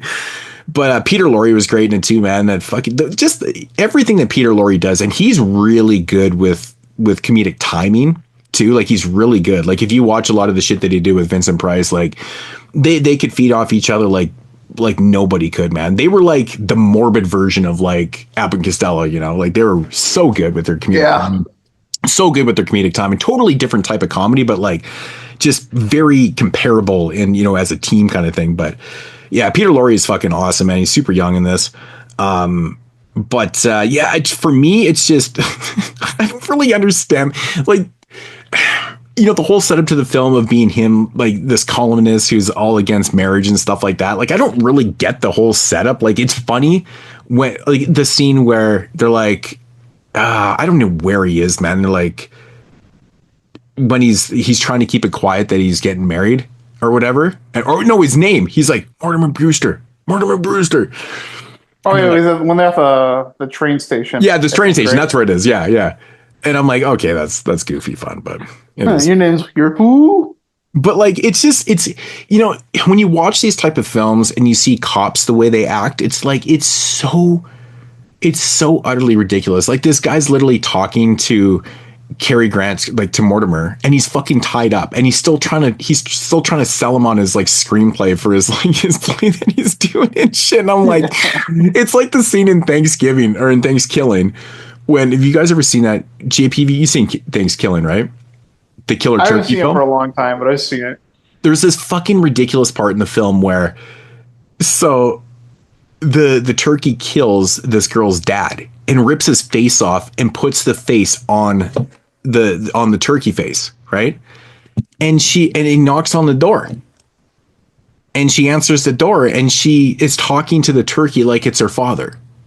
Right? It's like that stupid fucking comedy, right? I'm just like, dude, he's fucking tied up and gagged. Like, it's so stupid.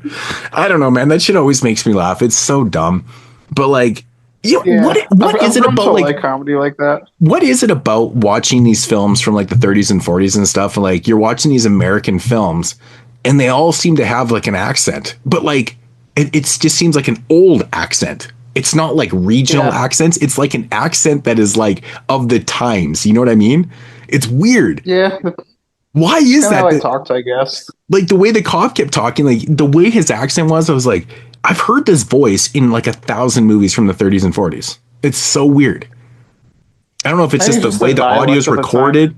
I think maybe it's the audio. It's the way it's recorded. I have no idea. I've never been able to like place my finger on it, but it's interesting. But I think, you know, overall, I think the acting in the movie is really good. I think the aunts are really good in the film because they're just so sweet and they're just like, you know, they're the evil.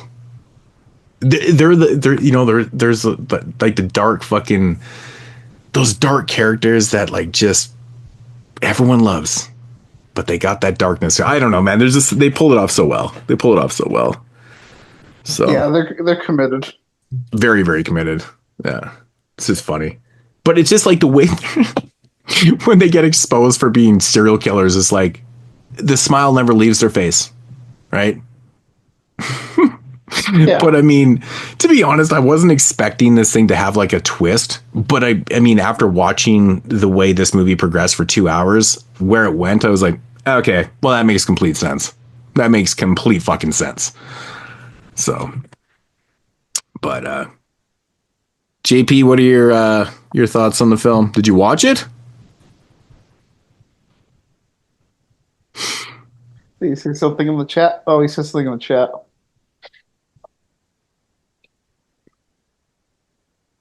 He said, "Be right back." No, did he? Wait, no, that was a long time ago, so I don't know where he is. Yeah, I don't know what. Okay. Anyways. Yeah, it definitely, for this type of movie, it definitely is a little long. I can't even think of another one that's close to this long now that I'm like thinking about it. Well, I couldn't believe it, dude. When I opened up that thing and I saw the runtime, I was like, you got to be fucking kidding me. 2 hours? I'm like, just my luck after watching like as many 2-hour movies this whole week. I'm like, you got to be shitting me. I couldn't fucking believe it, man. Actually, you know what? One thing that really was really shocking about, so this movie starts out with a scene from like, there's a baseball game playing and it's like New York Yankees playing the Brooklyn Dodgers. And it's actually kind of relevant to today because obviously the Dodgers are not in Brooklyn anymore, but the Yankees and the Dodgers are playing in the World Series. I was like, that's fucking trippy. Like as I'm watching this movie, they're literally playing each other. It's kind of crazy. So same two franchises, but you know. That was kind of cool. It's cool just like seeing like a shot of like a 40s baseball game too. Yeah, man. I actually saw a clip of I saw a picture, I think it was the 1905 World Series. They didn't even have a back fence. The fence was basically just lined with people. That was the fence, was people. How weird is that, right? I think there was a season like or at least maybe a couple like way like in that era where like a ground rule double like counted like as a home run or something, and like you see like wicked inflated home run numbers from that year. That's ridiculous. Yeah. But I mean, it's a hard movie to talk about, really. I mean, it's all slapsticky. It's not like we're getting blood and gore. It's really, it's like the plot's like not really that important in this movie. It's just like a setup, and it's just like, you know, like a skeleton for them to travel in. But it's really just like a comedy of errors and just like a series of like interactions and different personalities clashing. And yeah, I liked it. These movies are still like I've seen a good sample size now, but yeah, these like 30s and 40s kind of like American like screwball comedies and like romances are still a little new for me. But it's something that like over the last year, I've been trying to watch like more of and like learn more about this like era of like American filmmaking. But it took me a while to like really kind of like even like be interested in movies like this. Mhm. So I can definitely get why this wouldn't be everyone's cup of tea. But yeah, I feel like you don't really hear much discussion about like horror comedies from this time, where comedy horrors is probably more appropriate, or like just where the whole chain of like that blend came from. So that'd be cool to like cover an early example like that. Dude, this is fucking trippy, man. So on stage, Boris Karloff played the monstrous Jonathan Brewster, Raymond Macy's film character, who in eerie-looking scream makeup resembled Karloff, which was a running gag throughout the film. Karloff's eagerly wanted to do the film, but he was kept under contract by the Broadway play producers and wasn't allowed to do the picture, to his immense displeasure. After almost 2 decades later, he did get a chance in the TV version Arsenic and Old Lace, 1962, and his wish came true. Random. That's fucking strange. I'm back. Yeah. Yeah. Cool. So what do you think? I was breaking into some trivia here, man. Oh yeah, for this Killing time for you. Fucking Rancid and Black Lace or whatever. Oh, here's Cary Grant's birth name, Archie Leach. That's his real name, Archie Leach. Appears on a tombstone in the cemetery near the Brewster's house. In Grant's earlier picture. Cool. His character Walter responded to it. That's funny. Yeah, I guess Archie Leach doesn't have the same ring to it. Okay, so Amy Archer Gilligan, America's most prolific female serial killer, I'm assuming at the time, has been cited as the inspiration for the story. She was charged with poisoning deaths of her 2 husbands and allegedly responsible for the deaths of 66 other elderly inmates of her nursing home. Her weapon of choice, arsenic. There you go. I did not know this was actually based on. Yeah, so her choice of weapon was arsenic. So it makes. Where the fuck did I just see that? I just saw something where they talked about that story. Crazy. Can't remember what it is. What it was. Was it Death Row Final Meals? Maybe. It could have been, because I do watch. He's definitely covered. He definitely covered them, because I remember like. I think that might have been it. But that's funny. So I guess I didn't really say much about this one. But no, you didn't say anything. I was. Yes, I did, bro. You weren't even here for the last 20 fucking minutes. I literally quoted stuff before you even started talking. Mm-hmm. You did. That did happen. Yeah. No. No, I don't know what you guys. I mean, obviously, no. Tyler loves it, but I thought it was pretty fun. Honestly, I thought it was very comedic. I actually laughed a few times, and that doesn't happen with old movies with me, like stuff from this era. You don't laugh ever. Well, I laugh at some stuff. You know what I laughed at last night, Moodz? You should know this. In Shrek, did you watch it with subtitles? I did, yeah. There's a scene where they're showing the Hitler footage, and the subtitle, I don't know if you caught it, it said Hitler, and then in parentheses it said Hitlering. Yeah, yeah. Dude, I actually forgot about that when I was talking about it. I started laughing. Hitler, he's just Hitlering like "Seems I'm and they're just like it says Hitlering. I'm like, whoever fucking did these subs is a fucking dude. That was just that's pure genius. Yeah, I actually forgot about that when I reviewed it though. It's funny. Hitlering. That actually fucking made me laugh, dude. And I was, I love I actually love the Teddy Roosevelt character. I think he's fucking really funny, especially like at the end of the movie where they're trying to like get him to like, they fucking make up the fake name and stuff like that, and they're like, it's a super secretive op, and he's like, very smart, gentlemen. It's ridiculous. It reminded me of the character in Bubba Hotep, the guy that thinks he's JFK. Yeah, that's a good comparison, actually. Davis. Yeah, it reminds me of him a little bit. Because this guy's like batshit insane the entire movie. Like, he never breaks that character. He's Teddy Roosevelt. He literally thinks he's the president of the United States, man. It's really funny. I think they they do a good job. Honestly, this movie feels a little ahead of its time. Like, it feels like it would be in like the later 50s or mid 50s. Like, this is like 40. What is it? 45, 46? 44. It came out in 44, but it was holy shit, man. But it was filmed and it was completed in 41. I don't know what I've tried to find information on why it was shelved for 3 years. I have no idea. But it was actually filmed and done in 41, which is crazy. I feel like the humor I would say like more futuristic, like more from the future. Yeah. Yeah. I don't know. It felt a little ahead of its time to me.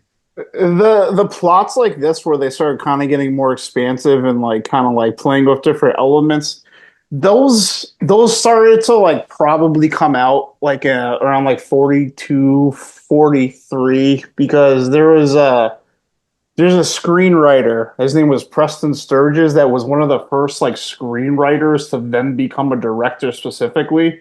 So he was kind of writing these movies for years beforehand, and he kind of really like was the guy that pushed like these comedies to like the next level. But this would have been made like before like his big hits came out. So Capra was kind of just that guy, I guess. So one thing I will say about the movie though, it doesn't have the most outstanding Halloween aesthetic to it. Dude, it has fuck all for Halloween atmosphere. I mean, they mention Halloween, I think maybe a couple times, but like there's nothing really resembling like, and that's one thing about watching. Yeah, honestly, yeah. Like honestly, you probably could have a pumpkin or something that would have made sense. Like even if the aunts were like carving pumpkins, like that would have just added to it, right? Like it would have been, okay, I get it. You know, it's there. For sure. I did actually remember there being a little more in it. I did, because I've seen this movie one time before this. Yeah. Yeah. Actually, here's an interesting trivia thing. At the time of production, Warner Brothers announced that the Brewster house was the largest set ever built at the studio. The house was complete room by room in every detail. Production records confirm that several scenes were shot in various rooms of the Brewster house. Mortimer's grandfather's study, the aunt's bedroom, and the cellar were filmed, but not included in the final cut of the film. That's kind of a shame, actually, because it's kind of a shame, actually, that they didn't include some of those rooms, because the movie, it would have really opened it up and made it feel a little bit bigger, because it feels so just condensed. You know what I mean? It's literally kind of set in the main like living area. Play. Yeah, it does feel like a stage play at that point, because we don't get to see the basement. I mean, I get not showing the basement, because if you go to the basement, knowing that there's 12 bodies, 13 bodies buried down there. It does feel very much like a stage play, because the camera is always like where the audience would be. Right. Like it's stationary. Always, yeah. It's very stoic. Yeah. Yeah. It's very static. There's a lot of static shot. Yeah, I mean, it's not like your fucking hand camera movements and shit. Is this a Criterion movie? Yeah. Yep. This motherfucker always manages to sneak a Criterion in when he can. Yep, he does. He does. This motherfucker. Anything else on this one? No, I said pretty much everything that I had to say. You missed probably everything because you were gone, but yeah, I had to do a work call. Oh, that's what I figured. Yeah, we talked a while about actually when we weren't there. We both kind of like agree that it's a little bit longer than maybe it should be. Yeah, I agree with that too. Yeah, I did say like with Cary Grant's performance, like it is.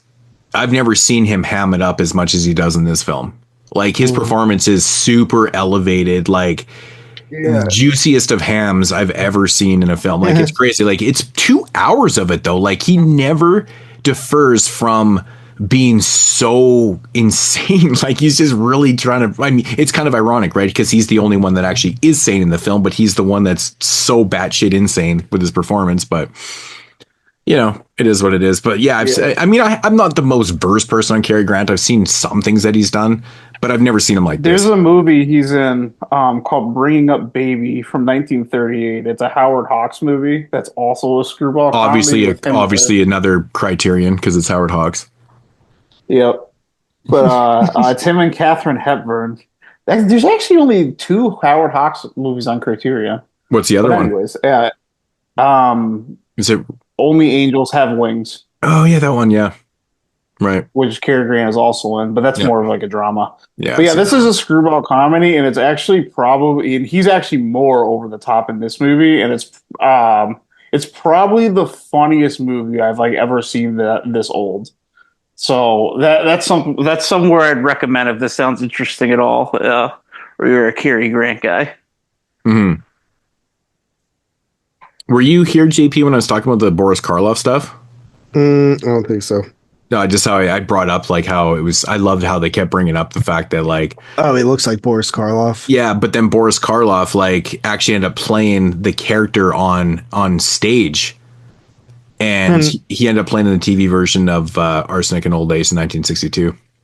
Wow. Because he wanted to actually do the role, but he was contracted out by a different they wouldn't let him do the role. So I think that's why they kept making all the gags about, yeah, he looks like Boris Karloff.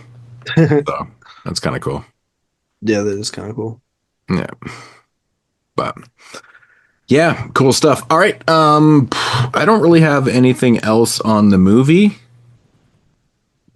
Tyler? I think we covered it pretty well. You ready? I think I said about everything I need to. Yeah, this one is good. I like this one. I want to check this out on Halloween anyway. So I was glad we got to discuss it here. I'm going to give this one an 8 out of 10. GP. Yeah, I liked it a good bit. I had no fucking clue what I was getting into with it. But it surprisingly the comedy worked for me a good bit. I give it a 7.5 out of 10. I thought you were going to say 7.2. Like, I literally thought you were going to say 7.2 there. I was like, oh. Dude, you know what's funny is it felt like I was going to say 7.25. I know. I think we've been together too long. That is so weird. Let's adjust the scale to weird measures. That's weird. so weird, dude. I'm going to give it a 7. There were some moments that made me laugh. I really like, besides the part where they're kind of like, you know, talking about their deaths, and where Jonathan's talking about where he's killed 13 people, and and Peter Lorre's like, no, it's 12. It's 12. And it just turns into a competition. And he's like, well, we got to kill Brewster after this. But I like the scene where the aunts are like, they're just talking about it so nonchalantly about like how they just put the arsenic in there, and that's what they do. Like, it's just so fucking morbid, but like the way it comes off is just, it's hilarious to me. I don't know. It's good. Where does the old lace come from? I have a feeling this is some sort of a saying, or maybe okay. it's like refers to maybe old ladies mean old lace. I'm not sure. Yeah, I don't know. I'm sure it's an old time I thing. was wondering that like the whole fucking movie. Yeah, I definitely heard the phrase before, so I feel like it comes from something. It probably comes from this. They just made some shit up. Like, What if old it lace? does? That'd be funny. Yeah. It was funny when we were talking about this. Dave Z said that was like, oh, all the teachers like that movie when I was growing up. Well, actually, would have been right in that time frame, right? Because his teachers would have probably grown up with this. Yeah, that's funny to me. It was like, yeah, they're old ladies now, of course. All right, so that is going to be it for Arsenic and Old Lace from 1944. 42 shots. All right, so moving into a little bit in the future. From 2022, we have a movie called Out There Halloween Mega Tape. Why is it not called WNUF2? Yeah, they should have just called it that. I agree. I kind of agreed at first, but then like I felt like it kind of worked. I mean, the out there part makes sense once you've seen the film, but like, why didn't you call it WNUF2 Out There Halloween Mega Tape? Because I think it's supposed to be, this one's supposed to be like a tape that was found at a tape trader thing. Somebody recorded it off TV and dubbed and called it the Out There Halloween Mega Tape. I guess in a sense, if you look at the way it's constructed, right? Because we have the whole 90s talk show and okay, anyways, we'll get into this. Yeah, because at the beginning of the movie, it has the like tape trader Joe or whatever the fuck his name is. For sure. And it's supposed to be his tape. All right, so synopsis on this one. A daytime talk show host finds herself placed on a new program in investigating a farmstead with a long history of alien encounters. All right, so this one's also directed by Chris LaMartina, who also did WNUF Halloween Special in 2013. Yeah, I was surprised it was that far apart. I thought it was. Yeah, it's like a much more recent movie. Fuck, it's almost 10 years. It is pretty crazy. Yeah, it's pretty wild. I actually got a chance to see this in the theater like 2 years ago or something. I always forget that he directed President's Day. That's pretty fun. Dead presidents, dead presidents. Witch's Brew. I actually like Witch's Brew. Call Girl a Cthulhu. I like that movie too. Like, he's done some stuff I actually really like. Faces of Schlock was pretty low budget shit, but I don't mind that actually. I never saw the second one. Yeah, I wrote a Letterboxd review for this movie. He commented on it. Really? Really? Yeah, he was like, "Oh, like, thanks for checking out the film. Cheers." Yeah, no, dude. I mean, I think the first film was just like the coolest thing ever. And going into this one, I was like, I didn't think they would be able to capture that same magic, but I feel like they did a pretty good job of capturing what the first one was. Yeah, the first thing I noticed about this film was that it was obviously set in the 90s, and I was like, oh, that's fucking awesome, dude. I had no idea because I didn't really look into it too much. Yeah. And you get these fucking just assortment of commercials that all kind of make sense. They kind of play into the narrative a little bit and stuff. And like the commercials are like, again, just like the first one, are so well done. Like if you threw this on and just showed some random person, they would think they were watching commercials from the 90s. 100%. I really think that they would think that it was like some old broadcast. Exactly. It's insanely well done. And then what I really liked about it though, like, when it goes into like the whole daytime talk show stuff, and it's like, because back in the, it feels like straight Ricky Lake to me, man. It's 100% Ricky Lake, and I was obsessed with Ricky Lake's show back in the day. I used to watch Ricky Lake with my grandma all the time, dude. Yeah. I watched. So did I, and I just didn't even think about that watching that. I just like, this is like Jerry. Every day that we got off school, man, we watched Ricky Lake, man. Like Ricky Lake was a staple after school. It felt very similar too. Like they kind of like. This guy had to have just went like that. He's so good at actually like planning all the different things, you know. Yeah. That I think that he 100% is like someone who will look at like, okay, like local carpet commercials or whatever, and just like look at the I don't I mean, I assume there are probably some on YouTube and stuff like that, but like I bet he watched like tons of old talk show episodes or segments and sort of modeled it after that, because it feels so like real, but just slightly over the top funny to where it kind of, you know, fucking. But he still captured it so well. Like all these type of commercials, like right from like the opening, like animated like cartoon, like that shit looks so good, man. I'm like, holy fuck, dude! Like that had to be produced like that. I'm like, that's crazy, man. The Dr. Pizza one, man, had me in stitches. I was Dr. Pizza. I like the lawyer one's the best. Yeah, the lawyer ones, the fucking Senate. Or not the lawyer ones, the Senate CF rollers, the rollerblades. How fucking 90s is that? The CF rollerblades were perfect, dude. Because it's so early 90s. Well, actually, I guess this is probably like almost like the mid 90s when this is taking place, I guess. But still, I mean, it's fucking the 90s. The rollerblades were nice. But yeah, when it gets into like the talk show stuff, like I'm like the Stefan thing was hilarious to me. I literally just I smiled and said to myself, I'm like, this is so fucking Ricky Lake. I couldn't help but just I'm like, this is so perfect. I love this transition. I almost feel bad for people who never seen Ricky Lake, because they wouldn't see how like exact that shit is. It was like, it wasn't as trashy as like, you know, Jerry and stuff, but it was still like daytime trash TV. Like it was great, dude. Like there it was to be levels good. to Jerry.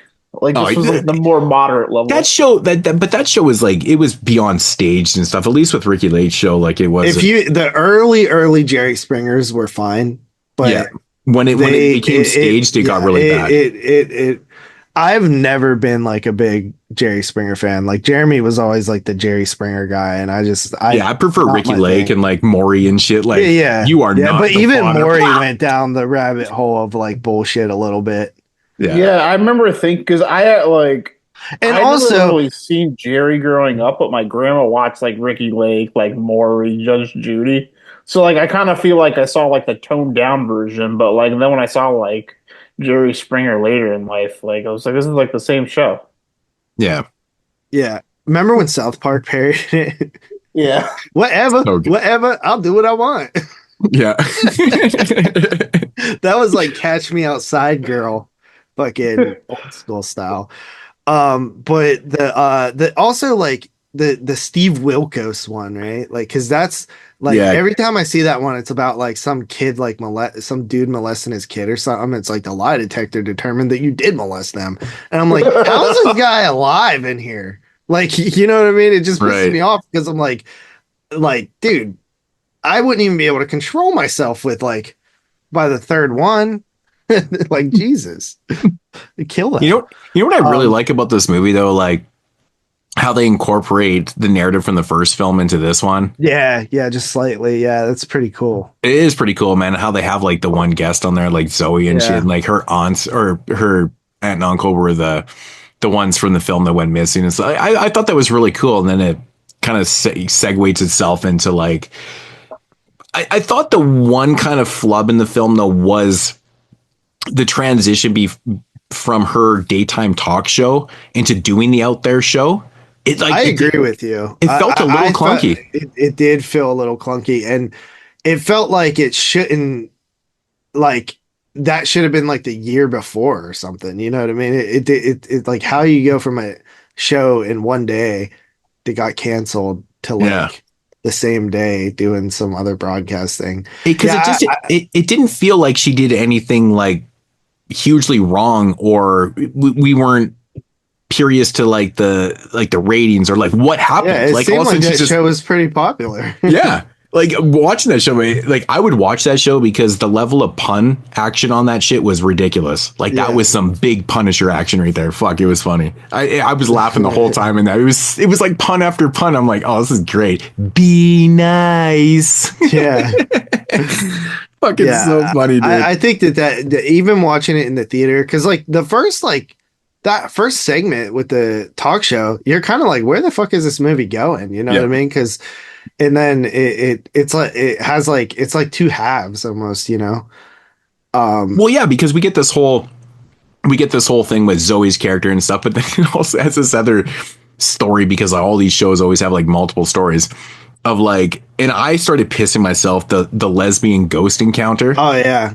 I was like, oh my God, dude, this is what's that? I don't speak French. Dude, I laughed so hard when he was trying to pronounce it out. And I was like, is he trying to say menage a trois? I was like, fuck me. I actually started like tearing up. I was laughing so hard because I was like, it's so stupid. Dude, it feels like not that stretch from like something you would actually see on one of those shows. Like she says that she's been dating a ghost. You know what I mean? It's like, like it sounds not stupid. Even that. It sounds stupid now, but like that's not even an exaggeration. Like from like how gimmicky some of these were like 30 years ago. I just like how like that kind of plot or that part of the story was like kind of relevant to like the first one with the ghosts and stuff, and like I just thought it kind of played off a little bit where, you know, they're kind of building up this whole talk show and it's kind of, you know, segueing itself into the out there part of it, the alien part and stuff, which I mean, to be honest, I probably could have watched 90 minutes of just the talk show stuff because it was that entertaining. Like that lesbian ghost story was fucking so funny to me, man. It was just, I was like, this is brilliant. What did you think of I assume it's like a William Shatner type character or something. The old guy that comes and gives the trivia. Oh yeah. Right. He kept saying, I forgot his name, but he kept saying, that was fucking hilarious. Right. No, it was good. It was good. Yeah. Yeah, I like that. I like that guy a lot. That made me laugh. That's something that also you would have seen in the '90s. Like, I'm William Shatner. Did you know? But again, capturing these stories and these characters as well as Crystal Martina does, like, is really good. It's honestly really fucking effective. Like, it is. Another thing I love about it, dude, and the first one was like this too, and I didn't really realize that I loved it so much until watching this one. Is just the fact that like every like commercial, like every thing is like Halloween themed, right? It's like they're like our spooktacular deal, you know what I mean? Yeah. And what it does is it transforms me back to a time where like people got really involved in like the marketing aspect of like just even the newscasters like dressing up as like Bride of Frankenstein and stuff. It's just like that sort of like fun nature of Halloween from when I grew up. It's just seemed way more involved in everything, right? Like for sure, everything you saw was like Halloween themed, or like, you know, McDonald's toys were like scary, you know, monster nuggets or something, you know, and just like everything was all, and there is some of that still to this day, but it's not as saturated as it was back then, where it was just like people also don't watch cable like they used to either, because like my kid can't handle a commercial for 3 seconds because he's so used to watching streaming shit where you just or recorded stuff where you can just fucking, you know, skip the commercials. Like they don't have the patience for it, man. They're kind of missing out. Like that shit was fun. 100% fun.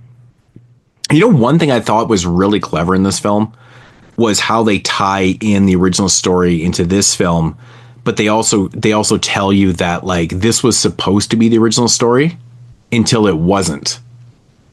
I thought that was actually really cool. Mm-hmm. So I thought that was really interesting. Like how they come up with this story where Frank was, you know, he was investigating these UFOs and stuff like that. And that really didn't turn out well. And, you know, apparently like the Men in Black came and stole all the tapes and all that shit, right? And so they still needed to produce a TV show. And then so they created the ghost story, which ultimately led to him going missing with the paranormal experts and stuff like that. And then we get this out there show. And I thought that was actually really, really clever, man. It's pretty cool stuff. The Temple of Divine shit, man, had me fucking rolling though. Like, them people exist. Yeah, they exist out there. I thought they were kind of ribbing on Heaven's Gate at first, and I thought they were gonna start. That's like, what making, I thought. like, I thought they were gonna start making like. Well, they kind. I mean, they drink the Kool-Aid. They drink the Kool-Aid. I thought they were gonna start like making like jokes on that. I was kind of waiting for it, but yeah, I like that. Yeah, I actually like. I'm in the minority where I really didn't like the first movie, but this actually kind of. What in the hell is wrong what with is you, wrong man? with you, bro? So- Did you just say that out loud? How do you not like? It's so good, man. Oh fuck. So let me explain. So the reason I don't really like the first one is like, yes, I like the commercials, but I felt like the first one was like so thin, and all I was doing was watching commercials, and I just like I really it's a vibe, like dog.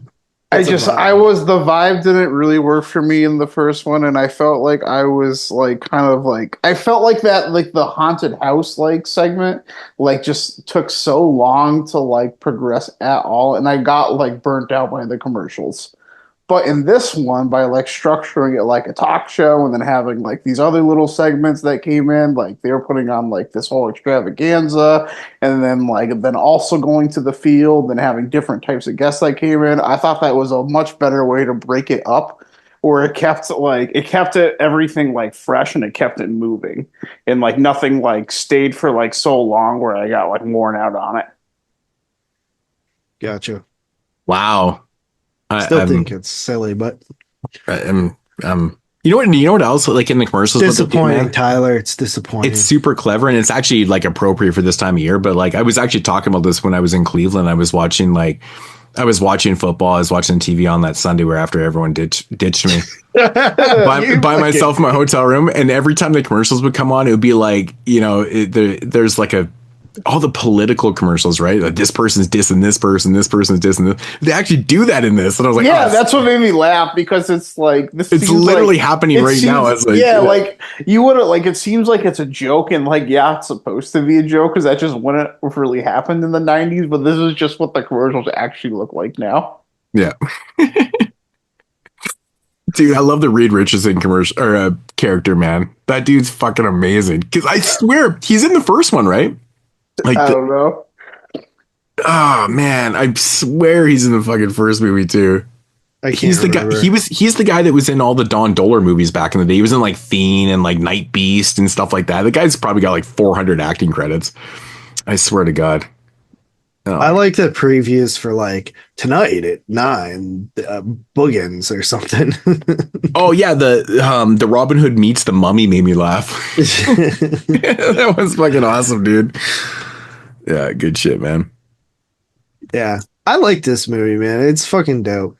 I think it's really cool, man. Like with the whole how they incorporate the story from the first into this one and stuff, but they totally change it around, like with the whole UFO shit and stuff, and like how it was actually like supposed to be the first. Like it's totally like the Men in Black. They come in and like steal all the shit and stuff like that, and it kiboshed the whole UFO shit.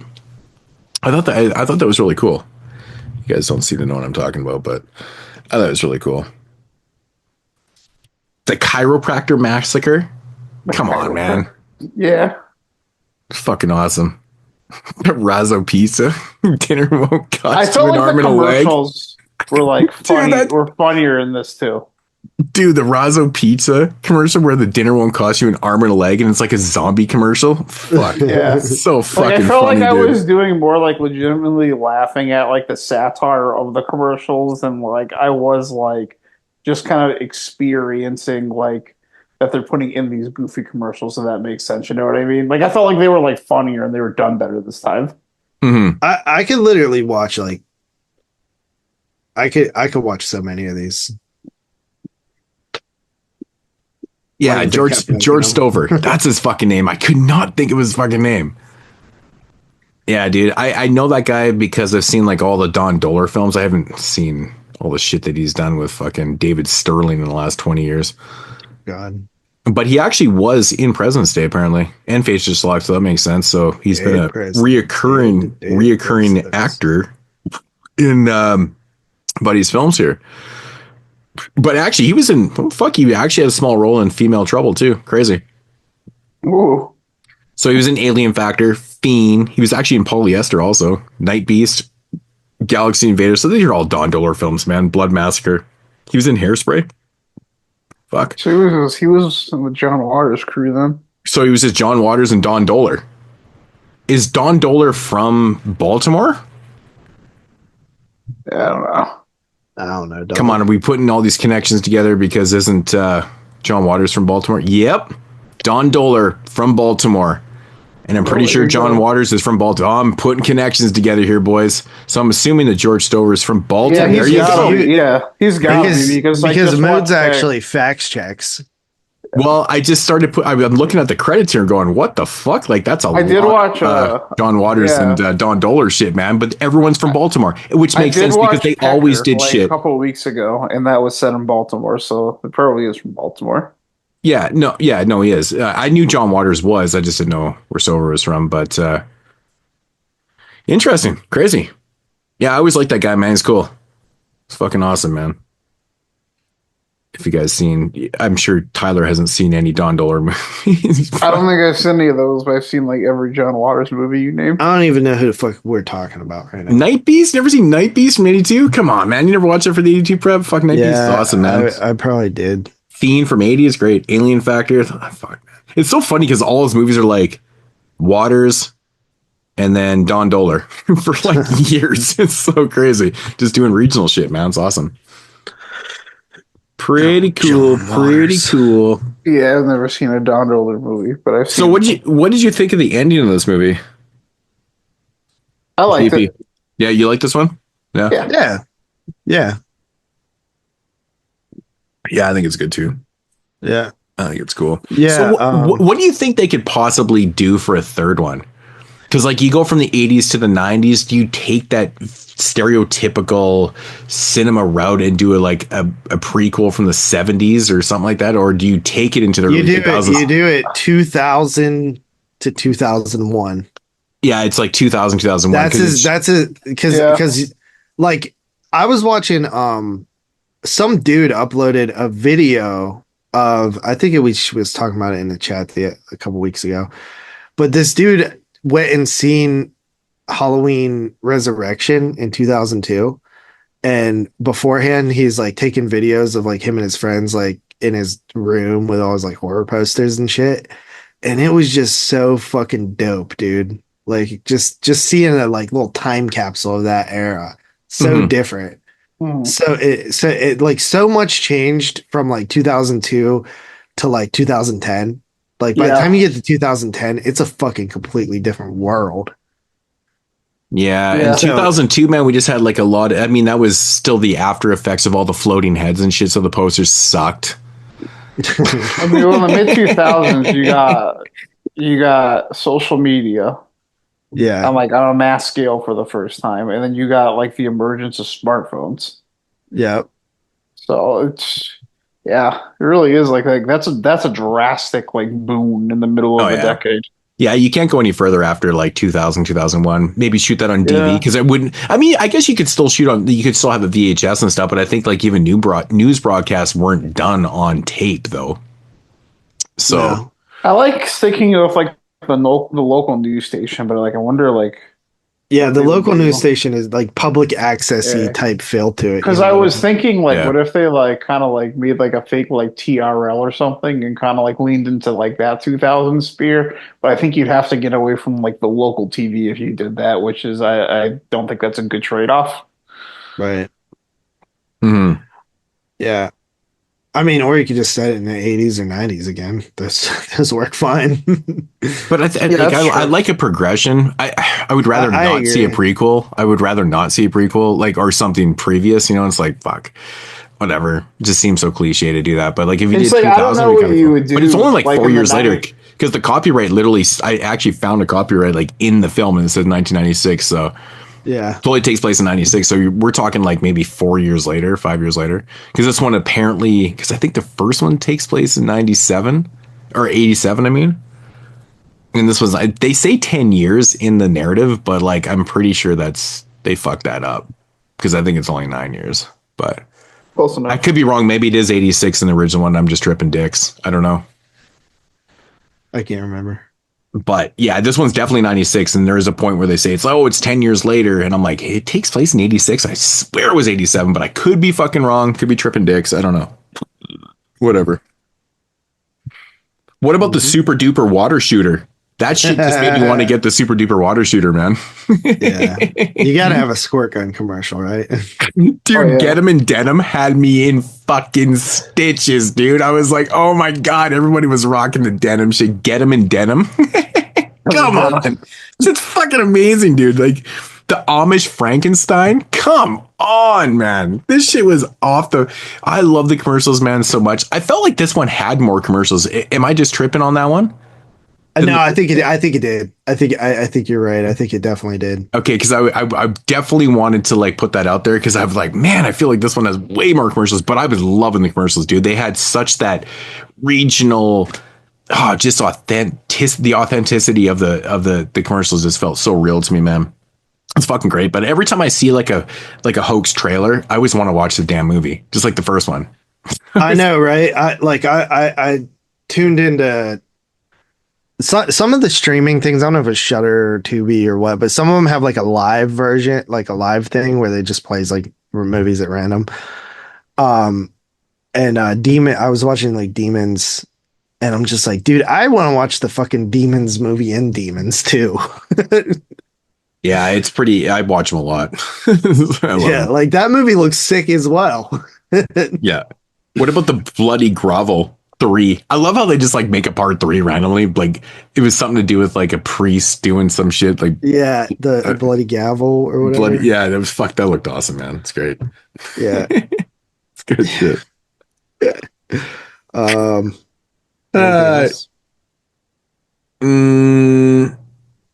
No, I mean, what else do you say about it? There's only so much you can say. Like, do we talk about every single commercials? Like, yeah, it's like, no, you can't do that. It's like part of it is like the commercials that just like pop up and like remind you too. And it's like, what are you even gonna say? Like, yeah, they were funny. We liked them. all right, JP, what do you give this one? I give it an 8 out of 10. I think I gave the first one a 8.5 or a 9. So this one's slightly under for me, but I still think it's pretty good. I'm not sure what I give the first one, but I'm going to give this one a 9. It's funny as hell. Oh, nice. I'm probably higher on the first one, but I like that. Listen, I think these movies are fucking so creative and awesome. Yeah. Like I totally think that they deserve any high ratings they get because they're so unique. They're super creative. Like you can't do anything but praise the creativity of this. Mm-hmm. Oh man, dude, like the Ouija board scene. I mean, the costume and set design alone, and the editing and all that shit is just phenomenal. Like I said, you take the headers off these things, you just play this for somebody, they wouldn't know what the fuck they're watching. Like if you just took one of your normie friends who's not into this shit and you just threw it on, they'd be like, what the fuck? Like why are we just watching a VHS tape of like old or like someone's like grandma? I showed somebody what movie was it? Donnie's Bar Mitzvah like that, and like I think like if there weren't like professional actors in that movie, I think they could have bought that sort of thing. I love the Ouija board scene in this film when it spells out sex. Yeah. on the talk show. That shit made me laugh too, man. Just sex. Fucking hilarious, man. Ah, shit. Tyler, what do you give it? 7.5, which is way up from where I had the first movie. What did you have the first one at? 4.5. 4.5. Fuck. You mean out of 5, right? Yeah, I was gonna say, holy shit. So that would be a 9. You give it a 9. Yeah. Don't worry, peeps. You give it a 9. Yeah. Whatever it is, what it is. All right, so I'd be a faker if I came on here and pretended I liked it. That's if you only watch it once. True. I only watched it once. You think you'd like it more now? I think I might appreciate a little bit more, but like if I wanted to watch like this movie, I would rather just watch the second one. You know what I mean? Yeah. I wouldn't want to like go back to back. I think I would happily like rewatch this movie though. Like over the years. All right. So that is going to be the conclusion of Out There Halloween Mega Tape from 2022. All right, so moving into the third and final film here on episode 270, we're going to take it all the way back to, well, actually, it's from this year. But it says 2023, got its wide release in 2024, and it is a film called Creeping Death. Screenbox exclusive, I believe. Yeah, Screenbox exclusive. Yeah, it got picked by me because it was a brand new Halloween film. Mm-hmm. Ticking off all the boxes, right? There was another one on Hulu called like Carved or something like that. Yeah, I saw that. I figured that on my watch list. I mean, to be honest, this one didn't look... curious which one was better. Yeah. What was the other one? Carved. Oh, yeah, Carved. Yeah. Actually, I saw that on F Movies the other day. So, yeah. Anyways, Creeping Death. Synopsis. Tim's mother has brain cancer. That's a good way to start. But his friends steal a sack, unleashing the Celtic spirit. Fuck, I don't know. Some sort on of Halloween night. Spirit. Yeah, it's I don't know. They must survive the night or sacrifice their lives to the spirit. The spirit pursues them for their trespass. I mean, I guess that's pretty accurate. Yeah, Creeping Death from this year. I don't. I was expecting it to be a little bit worse, to be honest. It wasn't the worst thing I've seen, and I do like, there's some like humor that did work for me. Like, I thought it was actually going to be pretty funny, like right from the start, where that guy was like, I look like the Red Baron, right? I don't want to be thinking I look like Amelia Earhart or something. Like, they got some laughs out of me right away. I mean, it starts out good. I mean, we get the scene where this dude opens up the door and he's drinking a beer and he gets fucking, it basically just, kind of shoved through his cheek or whatever and killed and shit like that. I'm like, okay, that's pretty cool. Yeah, there's some decent practicals in this. Look at that. Actually, the gore effects are pretty good in this, to be honest. Yeah. I actually think the monster guy, when you're first introduced to him with like all the glowing lights behind him and shit, I thought that looked pretty cool. But yeah, there's some, the actual kill and gore effects in this are pretty much all practical, which I thought was pretty interesting. There's a really good scene where somebody gets their arm ripped off and shit. I thought that looked really good too. One thing I noticed like early on in the movie is the fucking lead kid has the fucking Cult of Thorn tattoo on his wrist. Yeah, he has a what on his wrist? And then the symbol on the door looks a lot like it too. Cult of Thorn. Yeah, there's a million Halloween from Halloween 6. Yeah, I never noticed that. The tattoo on Michael Myers' wrist, the thorn symbol. Yeah. Tony has the same tattoo. The kid has it. The kid is also the director. I don't know if you guys knew that. Yeah, I didn't know that. That's kind of cool. Yeah. I did not even realize that. Crazy. Okay. I didn't even fucking realize that. Yeah. Like even the character names.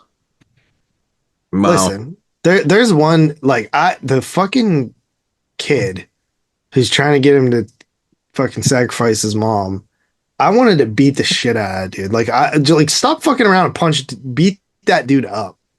Like just shut up, bro. But the fact that like he considers it, he takes the time to actually go in there and like contemplate it is like, wow. I didn't like that. See, I think it's really stupid because like as a person, that's your flesh and blood, that's your mom. But like you would contemplate a different plan. You would always, as a human, be like, "Fuck that! That's not a plan at all. That's going to happen. We're going to figure something else out. We're going to get rid." Why would you? I don't even think the dude even liked that guy. Why would he let him influence to be like, "Oh, I know, like fuck that dude." It didn't make any fucking sense. It didn't make any sense. That guy was a piece of fucking trash, and he was basically just being selfish. He was fighting for his own. He didn't care about anyone else, right? So, yeah. But I mean, a lot of these characters, man, they're pretty throwaway characters, but they get what is coming to them. But I think the one thing I take away from this film, man, it's got a really, really really heavy Halloween aesthetic to it. I know. That's why I was like, really. I was good. Like, that's what I was craving because I actually watched this one second after fucking Rancid and fucking Rancid. What the fuck is it called? Arsenic and Old Lace. Arsenic and I keep wanting to say Rancid and Old Lady, but I would watch that movie. But no, I was like, dude, fucking, I watching this, even like I just was happy that there's some fucking thick Halloween atmosphere in there because I haven't actually watched any Halloween like set movies this year. Dude, we've been so busy with fucking podcasts and like multiple podcasts and doing 31 days. It's like you kind of. Well, I mean, I guess technically House was a little bit, or House 2 was a little bit, and Ginger Snaps was, but Thursday I got to watch my Halloween 3. I always have to do that on Halloween night. So I gotta watch. I just need to watch fucking regular Halloween still. Nah, I'll pass on that. Halloween 3 for me. Dude, you don't like regular Halloween? I didn't say I didn't like it. I just prefer to watch Halloween 3. I mean, I prefer to watch both. A bunch of classics this year. I usually try to do 1, 2, and 3 because I love 1. 2 is just awesome, and 3 is just awesome. Like I try to squeeze those 3 in. I try to get in like the stereotype or the stereotypicals like trick or treat and stuff, but like, I mean, Tales of Halloween is one that I've watched last. A couple times the last few years, man. I think that one's really fun. I like anthology Halloween things that actually work. I think it does anyways, but I don't know. Yeah, I mean,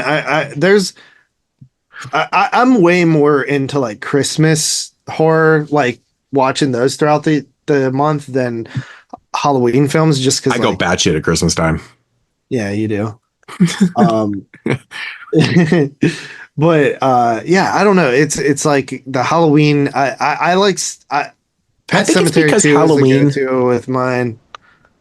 I didn't even watch Graveyard Shift this year, which isn't Oh, I something. just like watching Shit. like traditional horror tropes like for like October. I try to do that. I try to watch like more like traditional like tropey horror movies, not like like thrillers or like psychological like horror movies. I like just like some fucking ghouls and goblins and shit. Yeah. Yeah. No, I like that too. I just like there's certain movies that aren't set on Halloween that are just like staples for around this time for me. Like I said, Graveyard Shift. That's one I, for some reason, always just feels Halloweeny to me, even though it's not at all. I think I feel like, we celebrate Halloween all year, but we don't with Christmas. So when it comes Right. Christmas time, it's like we got those movies, and I'm like, well, I need to fucking just bum rush the show on this one, man. And like, just watch the fucking Christmas movies. So, but I mean, with that said, I mean, I'm not trying to say I don't want to watch these movies and stuff, but this one, for a low budget film, I actually thought was pretty decent. I was not disappointed with this at all. When you go into these movies, you never know what you're going to get, man. Like, I mean, right away, the one thing I took away from this was practical effects and the aesthetic. I'm a big visual person, right? So if you have a good aesthetic to a film, you're already winning points with me. Practical effects, you're winning more points. For the most part, I mean, we got a little bit of possible CG like on the monster and stuff like that. Probably with the eyes and stuff like that. But like for the most part, like everything you see is practical and it's really good. I was really taken back by that. I was expecting this to be a lot more low budget and kind of shitty. But then, again, I've noticed with a lot of these type of films, we're getting a lot more of like, people want the practicals. Let's do them. Right. There was an era there where we talk about all the time where it was all CG. It was CG blood and shit. Get the fuck out of here. I hate that. This is the thing. It's like, listen, it's a movie. I know it's fake, okay? But like when you try to make something like look like it's supposed to look, you know what I mean? Like when you're actually physically like doing something that's supposed to look like what it's supposed to look like, it just feels so much like more authentic and like it's so much. It never takes me out of the movie. Like something that's like so clearly like computer generated that's going to look terrible in like 10 years at best. But I actually really enjoyed the folklore of the film, like the lore of the film. I thought it wasn't too bad. Like the fact that they were explaining these Ishi characters or these Ishi monsters and stuff like that as like, the reason why, all these teenagers become victims here is because they took the offering.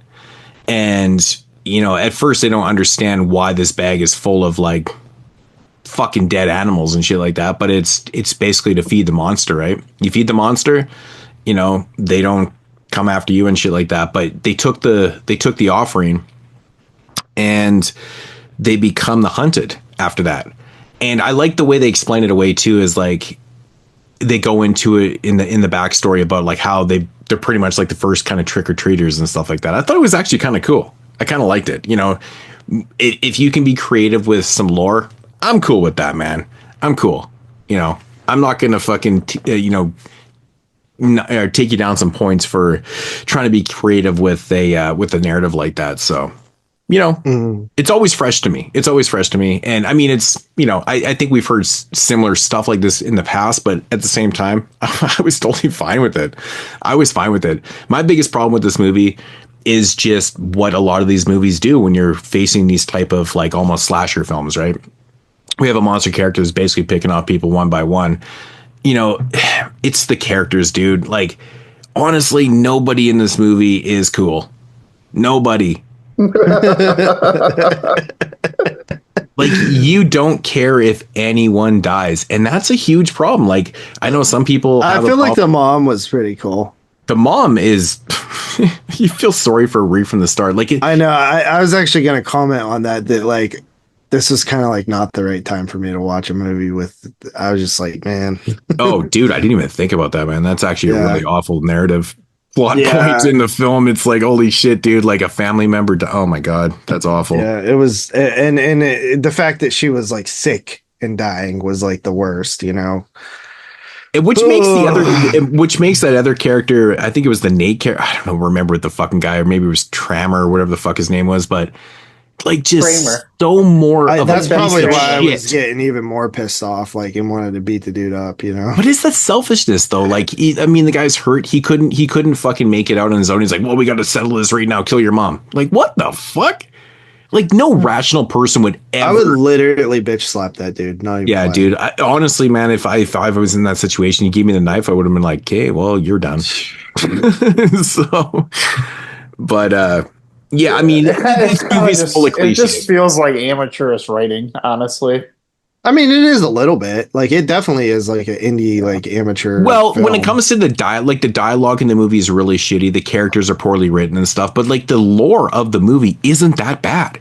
Like, it's not bad. No, it's That's pretty not that decent. bad. And like I said, I like the Halloween atmosphere. I actually thought the killer guy monster thing looked kind of cool. Really like, cool, actually. I thought it looked really cool. For a time where everybody's made their Halloween monster, you know what I mean? Like it's hard to stand out anymore. And I thought they did a good job of it standing out and being cool. Mm-hmm. It's just, I mean, you get those 80s vibes, right? Where these characters are so shitty and stuff, and they just totally get what they're coming, like what's got coming to them and stuff. I feel like that's the whole thing, man. The whole Uber driver thing, man, was like, what the fuck?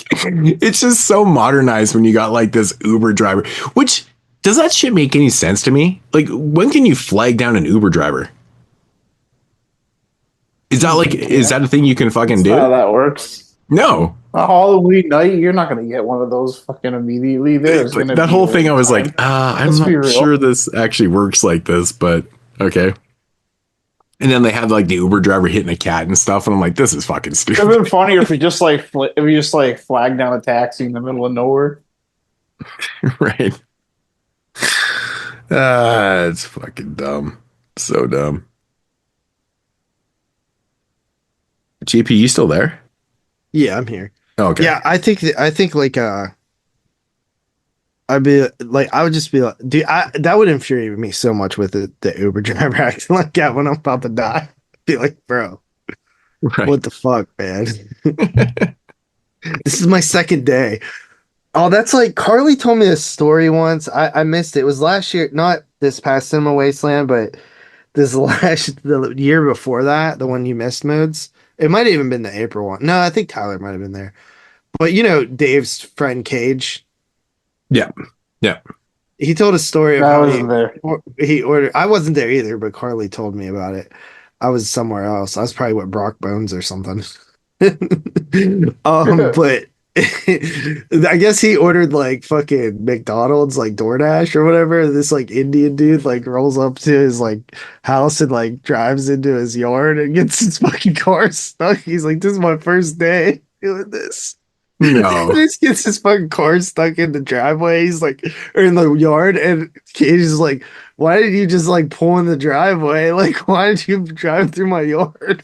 Why would you fucking drive through the yard anyways? I don't know, dude. But the guy was like, just like I don't know. Carl, it was a secondhand story, and it was funny as shit. And I even imagine it'd be even funnier hearing it from the horse's mouth. But seriously though, why would you He be just, driving like, in someone's drove in his front yard. lot? Got like stuck in the mud, like it was raining or some shit. It's like dude's like just like calling his like dad, like I fucking got stuck in this dude's yard, man, on my first day of work. It's so fucking stupid. And call like a tow truck and shit. Oh Oh man. my god, Shit. That's funny. That's funny as hell. that is funny as hell. You know, for a Halloween supernatural slasher film, it's not bad. You know, we get some titties. You get a lot of cliche stuff in this one. But I think what sells it for me, man, is the lore and the aesthetic of the film is pretty good. The writing definitely needs some work. I don't think it's shot bad. I think it actually looks really good. Surprisingly really good. Which again is is good. because again, I was going into this film thinking that it was just going to be, I don't know why I was thinking it was going to be like one of those fucking like almost like DV looking type films and stuff. I have no idea. It actually looked really crisp. It really did. Yeah. Yeah. I was like, damn. Yeah. Yeah. Really good atmosphere in it too, man. It's not bad for what it is, you know. And you could tell this was probably like a passion project from this dude. You know, he stars in the shit. Mm-hmm. Although I do kind of find it weird that you make yourself the hero. Yeah. The whole end of the movie is really strange. It's a really strange, like, I don't know, is supposed to be like a shock thing when the cop is like, turns out to be like the girl's dad. I don't know. I was like, really? For some reason, I just wasn't. Wanted you to think like that. Yeah, I don't know. He wanted you to think like that. Like, he probably wanted you to be surprised. So what do you guys actually think about the end of the film? Like, is it like, you know, when well, I don't want to give any, I mean, it's too new to start spoiling shit, but do you think it's a good look or is it a bad look?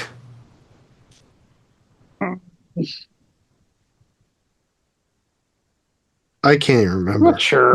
You guys can't even fucking remember that. If we just you watched this like yesterday, like 2 days ago. Come on. And I'm not talking about when it says the spirit will return in the fucking prologue or whatever, or in the epilogue, I should say, not the prologue. Anyways, there's somebody in an ambulance. I don't think it's a really good look. Yeah, I don't think it's a really good look, to be honest. I don't know. It's like, it's pretty standard to me. It's just like they're opening it up like for a sequel, but it's like, all right. I don't know. I mean, again, I like the lore in the film though. Like I actually like this idea, even though, I mean, it's not particularly, I mean, these things have been done before, but I do like this idea. It's not bad. I just, you know, I think there's a way of like completely just oversaturating this idea though too. Like you just kind of remake the same movie. Like what else do you do with it, right? I kind of feel like that's what you would get. Like JP said, I'm sure this is like a big passion project for the guy, but the guy's probably just some guy that like got lucky enough to get the funds to make this. Probably like is more of a special effects guy than anything else. And you're really probably you're gonna get pretty much the same thing if you do this again. I don't know. I felt like he was very concerned with letting us know that he really liked Halloween. To the point where it was a little overbearing. Where it was kind of this crazy Halloween fans. They even like what's the name of this? Like this character's not. I'm not even like kind of like even like big on that, but it's just like it just feels like there's maybe like a lot of like emotional oil and not like well thought through like practical decisions with this guy making movies. Mm. But yeah, he got to make a movie and I didn't. So true that. What else did he do? Did he do anything else? Nothing. I didn't check, but I kind of got the feeling this was. He did a short called Creeping Death in 2021, so it's obviously the prequel, or you know, the short of this thing. Yeah, he probably like had the skeleton of this and probably like tried to use that to like get some sort of money together to make it full length. Mm. Yeah, I mean, it's not bad. I think I'd actually watch it again. I think I actually would. I mean, besides the fucking abomination of fucking... Yeah, I would watch this again. Maybe not like next year, but a couple years down the road. Like I mean, honestly, dude, like this doesn't really affect me too much anymore. It's like, you know, the thin ass written characters and the really bad dialogue and stuff and the poor choices and stuff. But like, for me, like I said, visual, aesthetic wise, like there's a lot of pros to this film. I feel like it's like quality wise in terms of like filmmaking, acting, you know, fucking dialogue and stuff. It's like the Barn type. Like, so if you like The Barn, I think you'd The like Barn's this. a little bit above this. It is. I like The Barn. It's above it, but And you don't even like The Barn. Who, me? Me? I like The Barn. Yeah, I like The Barn too as well. I mean, I don't love The Barn, but yeah, I love The Barn 1 and 2. I think they're great, man. But when you say like the quality, if you were recommending this to somebody, you would say like, I think this one, The Barn. I think this one's a little bit more polished. Yeah. I think it's a little bit more polished than the Barn movies. Visually, I think it's more polished, but dialogue wise, I think it's like, I think it's no contest. The Barn. Yeah, I know the dialogue in this movie is pretty bad, actually. Like, this one note I actually have, I said I actually laughed out a couple times at how bad the dialogue was. I was like, holy shit, dude. I'm just like, can you just show the Halloween aesthetic? Because like the way, like the outside cinematography is really good in this. Like the nighttime shots, which is pretty much all shot at nighttime. It looks fucking good. Really good. So a lot of production value in the film. And I'll give him that. And like I said, the lore, the writing on the lore is really good and stuff. But it definitely needs some work. I mean, the practical effects are probably the standout for me. Like when that arm gets ripped off, I was like, oh shit, that's pretty fucking sweet. Yeah. Mm-hmm. But yeah, there's some good stuff. And I really like the look of the fucking actual Ishis, or the Ishi, or whatever you want to call it. Looks fucking cool, man. I guess it's spelled AOSSI, the Ishi Celtic Spirit. I don't know. I just spelt it like how it sounded in my notes. So I'm looking at my notes going, is that the same thing that's written on here? Because I don't know. But they say Ishi. So good stuff. Little mean-spirited at times. Characters making stupid ass shit like kill your mom. Who the fuck would ever consider doing that? That's so dumb. Yeah, that's pretty dumb. But yeah, okay. Creeping Death, I said my shit, man. I'm going to give this one like a 6.5. I think it's good for what it is. I'd watch it again. I would. I'd recommend it. I like the one we did last year better. I mean, this was a whim then. I just saw that it came out. I was like, why not do something brand new? I mean, I don't like it a lot better. I like that Dark Harvest movie. Dark Harvest was cool. The premise was cool. I feel like they're kind of like... Totally Killer was cool as well. Totally Killer was fucking totally awesome. Okay. I want a fucking physical release of that shit, man. Yeah, I know. All right, you're up to it's an Amazon, right? Yeah. This isn't the worst thing you'll ever see. It's got some decent practicals, but I don't think it's great. I'll give it a 5 out of 10. All right, average it is for Tyler. I'm a point above at a 6 out of 10. Yeah, I mean that's pretty. I'm actually quite surprised Tyler came in at a 5.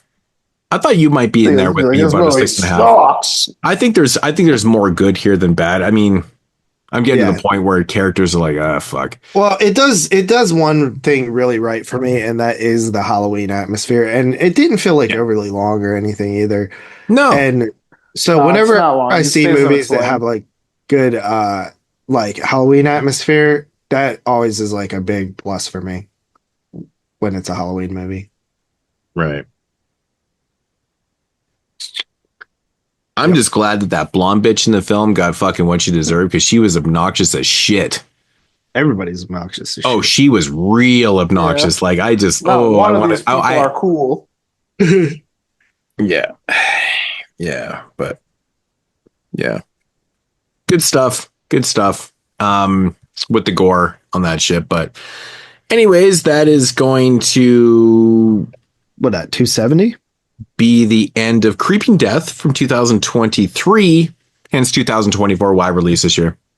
And that is going to conclude episode 270 of the 22 Shots and Moods and Horror podcast. God damn, 270. 30 episodes. And, on that note, actually, we've had a few people comment about what we should do, for episode 300, because as much as we don't want to think about it, it's coming quicker than it is not. I think we should set an episode date, like when we like just have to pick a topic by, just so we give ourselves like enough time to prep. Well, Yeah, that's what I'm will saying. be We need to episode- figure out what we're doing Oh, you mean soon. that topic? Yeah. I mean, it's not coming Yeah, this like we season. like- It'll be next season, obviously next season. But like, I mean, we still have a lot of shows this season, so it's going to come earlier Yeah. next season than we think it's going to. That's what I the mean. thing. Like if it comes up being like a top 100 anything, that's gonna be like a lot of prep. So like I think we should probably pick a topic by like 275. The consensus is people don't want us doing top 100 slashers. I've heard that. I've Really? read a couple Okay. comments, no slashers. But then I heard someone say do something non-horror, and I was like, well, that's not going to Hell work for this show. Yeah, that doesn't make sense. I saw that. Yeah, too. let's You said, like, celebrate top our 10, 300th non-horror episode movies. of With our something horror non-horror. podcast. I know. I'm like, That what you the could fuck? do like you could do that would honestly he must have been be fucking like with a us. good summer. That could be like a good like summer episode, like top We 10 actually- favorite non-horror movies. I don't know if I would do that. That would be so hard. But I do know that That'd be very before. Oh, go ahead, TJ motherfucking Watt. I don't want to put too much, like, I know it sounds before lazy. we wanted to do like a Tarantino retrospect. I remember we were going to do that before. That was outside the realm of horror. Dude, there's no way. Like, we would have to do that in segments. So, like, if we were to talk about like all 10 of Tarantino's films, it would probably be 10, 12 hours. It would be like we'd have to do it in like three film volumes. 3 per episode. There's just so much to talk. It's crazy. Like, yeah. I don't know. Like, I mean, if you guys are still listening, drop comments down below. Let us know for real. Yeah, like what do you want? And be creative. You get your juices flowing. You guys should be more smarter than us. Yeah. So what have you done so far with the milestones? Top 100 influential favorite directors. Top 50 most influential. Top 100 horror films. I think we did that, right? And then 150 was our directors, which to me that was like the funnest one. The influential films was the worst prep I've ever done in my life, because that took like that 6. Sucked. We spent probably 100 fucking hours like debating, and it was more than that. It had to be more than that. Like, it was fucking it took months, and it was so retching on my brain. I even said after, I was like, I'm never doing anything like this again.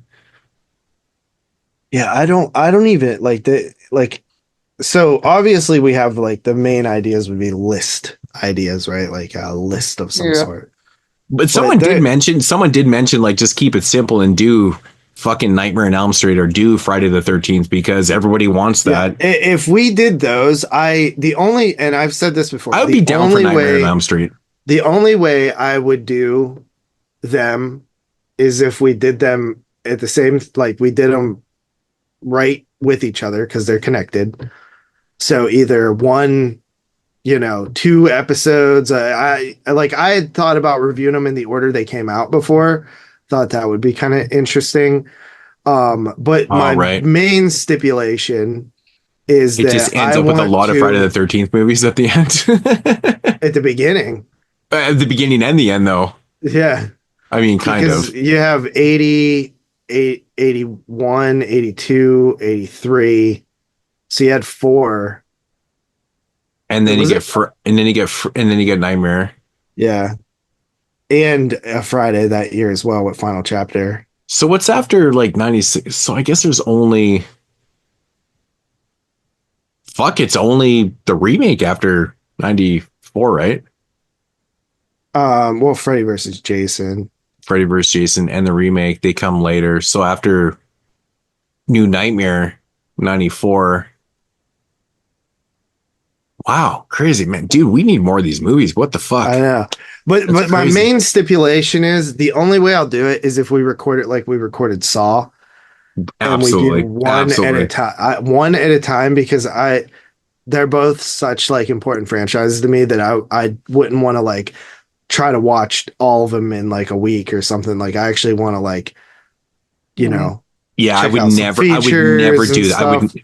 See, I would rewatch, like, I have the Crystal Lake Memories. I've got the extended version that I'd ordered from the website. So I have the extra, I have the extra 4 hours. So it's 12-hour documentary. Yeah, which is amazing because those extended is like actually worth it. Yeah, plus there's another 4-hour documentary on the Elm Street films, which is really fucking good in itself. And then we got the gay one too. Nightmare on Elm Street, right? The Scream Queen, Scream Queens, which is Queen, excellent. Nightmare on Elm Street. That's excellent fucking documentary, by the way. Which I actually have a copy of that in the slip. Yeah, and then do we go into the TV show? You know what I mean? I think maybe we talk about the first episode because it's actually I think there's like 3 or 4 episodes that are like Freddy stories, right? But definitely the first one you have to talk about, which is directed by Toby Hooper. And do we talk about Mahakal? You got to do it, right? Yeah. Right. But then do we talk about Shrigla too, man? Because I just did that. Fuck, man. Like that one's oh my God. The end of that movie is literally Friday the 13th. It's crazy. Well, little known fact, but we were actually talking about doing this for episode 200. Right.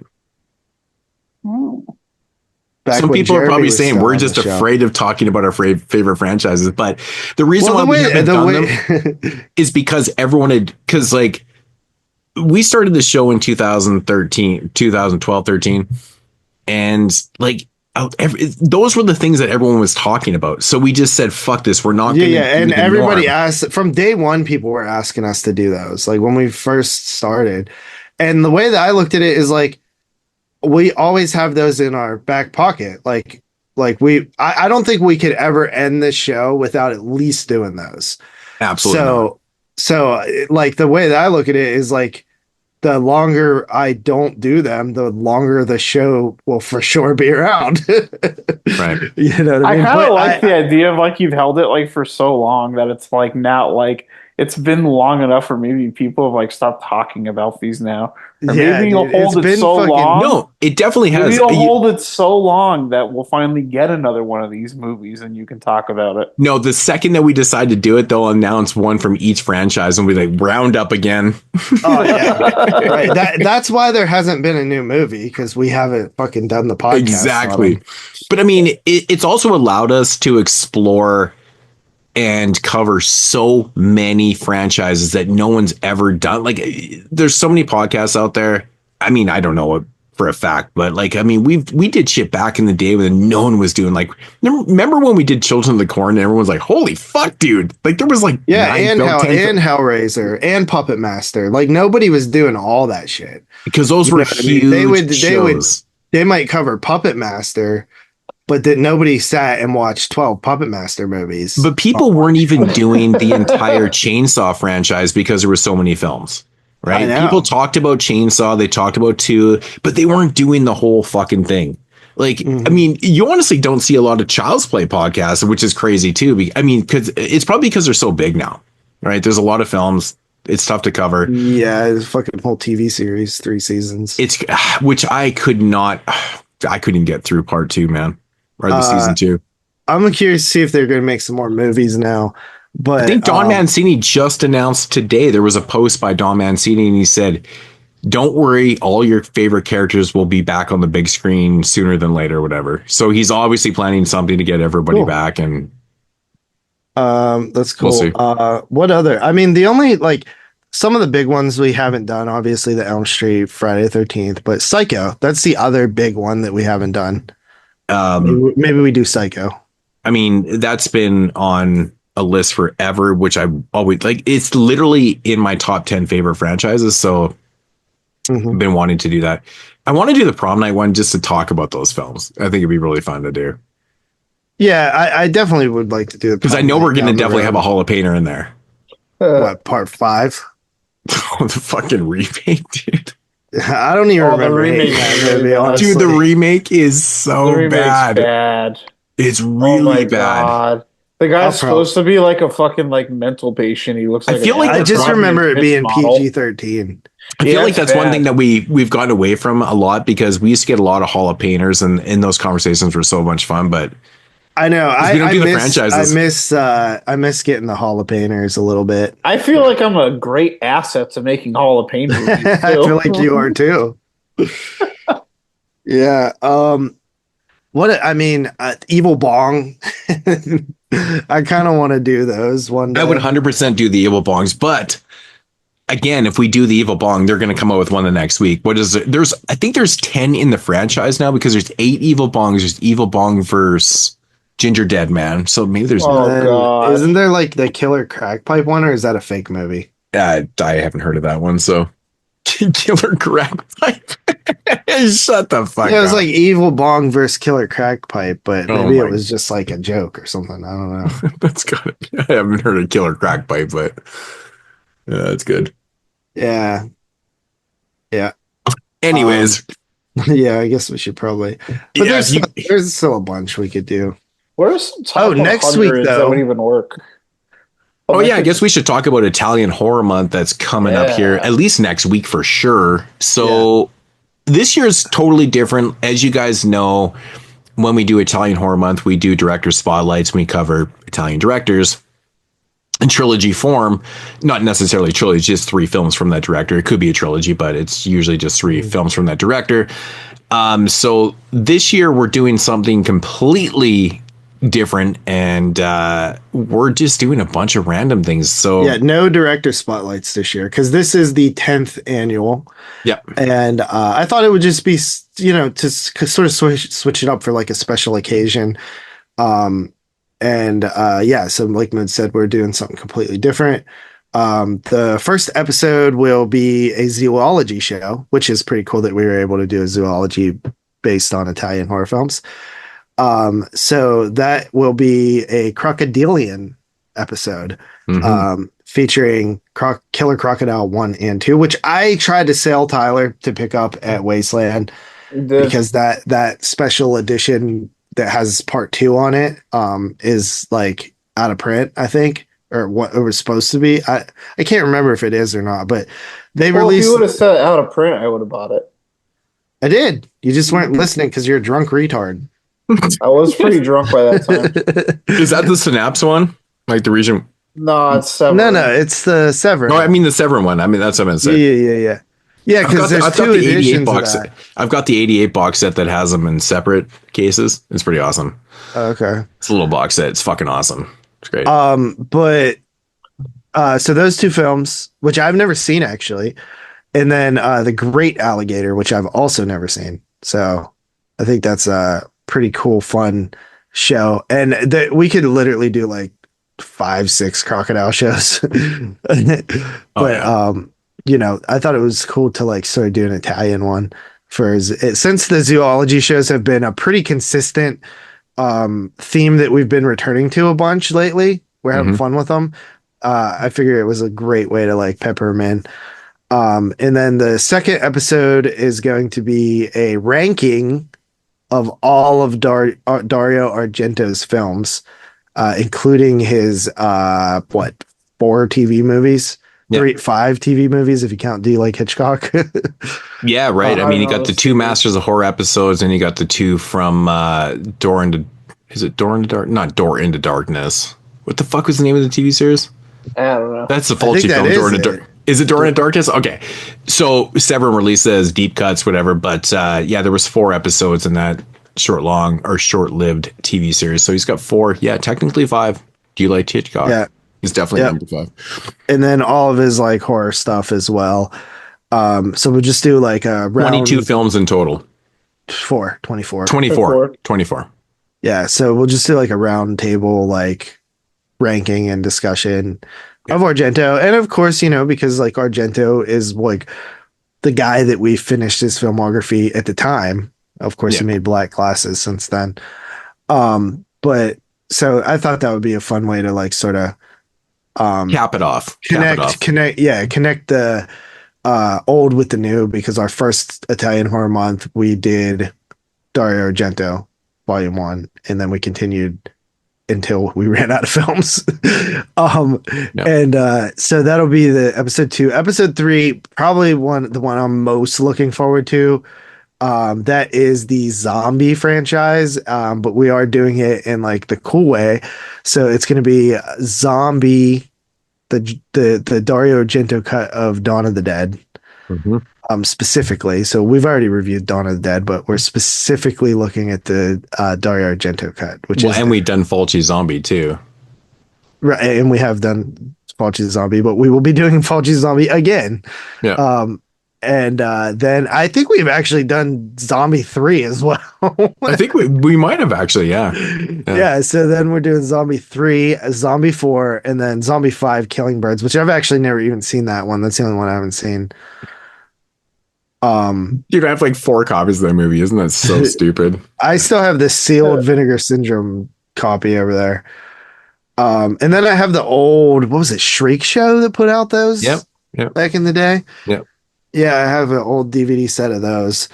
And then for the final week, we're doing top 10 Italian horror films, but we're with a little caveat of we had to have reviewed them on the show during Italian Horror Month. And the only other like caveat for me, I don't know if Moodz is doing this, but I'm not including Argento. Yeah, I'm also not going to include Argento. Oh, well, what the fuck then? Then I won't then either, because then it just... I just felt like I literally half my list would be Argento. Yeah, I also, see, my list you know what, so dominated by Argento that actually, the thing is, mine wouldn't be though. I know, so that's why it doesn't really matter for you, but for us, when we just did a Argento thing to talk about the same vibe, because the movies that we've reviewed, man, like, I mean, dude, especially like if one comes Fulci in at 10, and Bava, oh my god, dude, if one comes in at like Martino 10, and it's like my number 5 Argento movie, like someone knows my next 9 picks, like the order of like 4 more. But it doesn't really work like that though, because like there's a lot of other films that are like, it could be, who knows, Cemetery Man could be your number 1. We don't. That's true. Like you don't know like everything. You don't know like what. Yeah, but if when Tyler was doing his Argento rankings and his number 8 Argento was like Cat O' Nine Tails, and then on his list for top 10, his number 10 is Cat O' Nine Tails, you're like, well, fuck. There's gonna be like 7 more Argentos on this list. Yeah, it wouldn't be that extreme, but right. That's just like an example of how it would be substantial though. That where it would be like, well, this is a little anticlimactic. Yeah. So like the moment your first Argento comes up, you pretty much know the rest of the Argentos. Yeah, that's what I mean. Yeah, and it's like if your first Argento comes up, you know. But I don't see it like that though. Like, I mean, you could have like, I mean, my favorite Argento film could be, say, Do You Like Hitchcock? And if that was on my top 10 Italian films at like number fucking 7 or whatever. Yeah, but but look at it like this. Like, let's say my number 5 favorite Argento film is Opera. So I'm doing the ranking episode comes out first. So my number 5 is Opera. My number 4 is Phantom of the Opera. My number 3 is Stendhal. My number 2 is Cat O' Nine Tails. My number 1 is Four Flies. Then we get to the top 10 Italian horror movies, and my number 9 is the fifth, whatever movie I said the 5th one was Opera. So that means that you automatically know that my 4, 3, 2, and 1 are going to be Argento movies, because in the ranking I had Opera at number 5. But there could be films that you like more than those, though, right? From the other directors. But if the 5th Argento makes my list, and that's my 5th favorite, then there's no way that the other 4 can't make the Italian list. Exactly. But they can though, because it doesn't mean that you don't like, say Cemetery Man more than your number 4 Argento. Right, but I'm saying if my 5th Argento pops up first, then it's impossible for the other 4 not to be Argentos. Yeah, exactly. Like because why would the 5th film be on my list if I liked other movies? But you know what I mean? I do know what you mean, but I'm just saying, like, I'm just saying my favorite Argento film could be number 10 on my fucking top 10 Italian. Yeah, but in which that case, it wouldn't be a problem because your favorite, but we would know, okay, there's no more Argentos because it's number one. Like, say Suspiria is my favorite film and it pops in at number 10. You already know that there's 9 of, like, it is what it is. That there's 9 not Argento movies, but let's say that your number 5 was Suspiria and it popped in at your number 10. Then you know there's 4 more Argentos. Exactly. Not necessarily, man. I mean, just not necessarily. Yeah. Explain that to me. This is a Jeremy moment. Explain how not necessarily. If your because favorite film is Suspiria, your 5th favorite Argento is Suspiria, and it's number 9 on your top 10. Because there's other films in the realm here. But you wouldn't pick those other films because your 5th favorite Argento is your number 9. So you like 4 more Argentos more than your number 9. So how would they not be on the list? Yeah. Because they're not Argento. Because say if Cemetery Man. But why would you pick your 5th Argento then? I'm talking about higher on the list though, dude. Like if your number fucking 5 makes a list, it doesn't mean that you don't like other films more than the other Argento films that were higher on your Argento list. Yes, it does. Because how would it be your number 5 then? Yeah, like on your Argento list. But if you're doing a strictly Argento, bro, you're totally missing what we're saying. Say like Burn with the Crystal Queen, which is like my number 5. No, you're talking about your Argento list. If you have a film on your Argento list.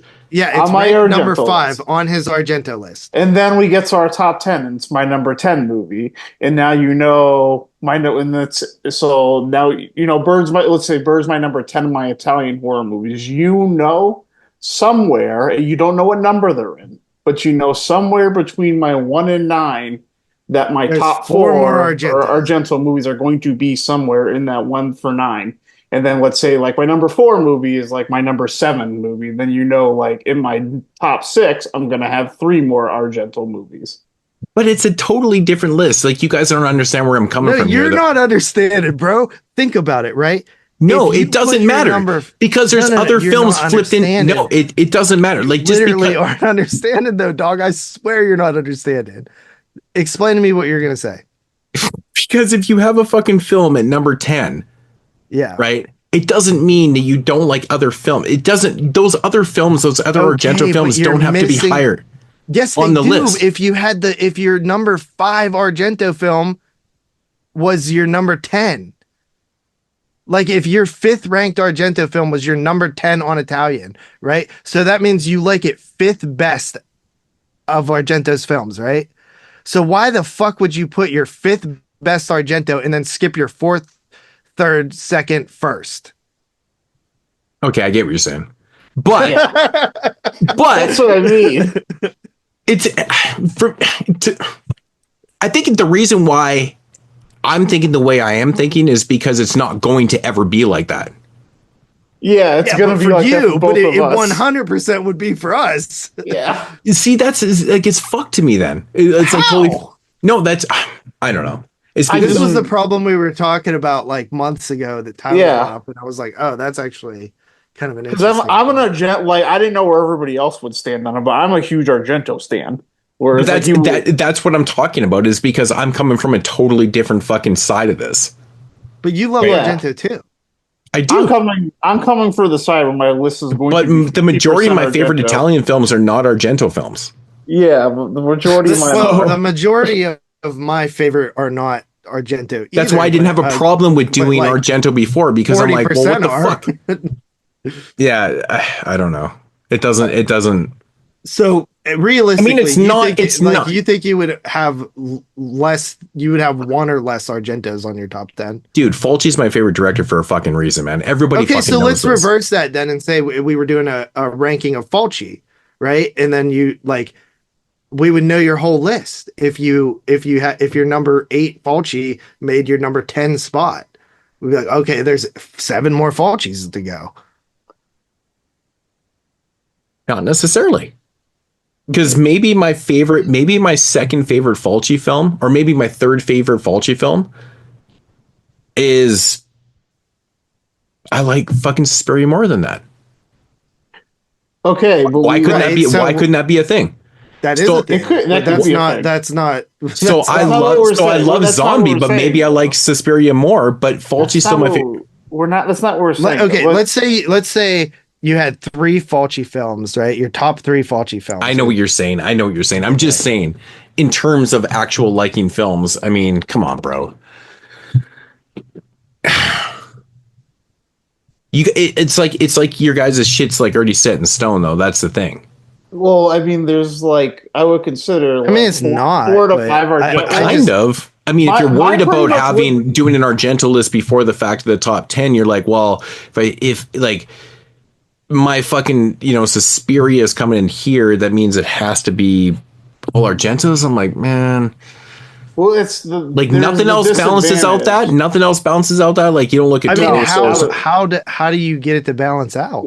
Argento has probably made 5 of like my top 60 favorite movies ever made. Like that's how high I am on Argento. So it's like it's hard for many there's not enough movies that are going to push those out of my top 10. I could even end up with more, talking on a top 10.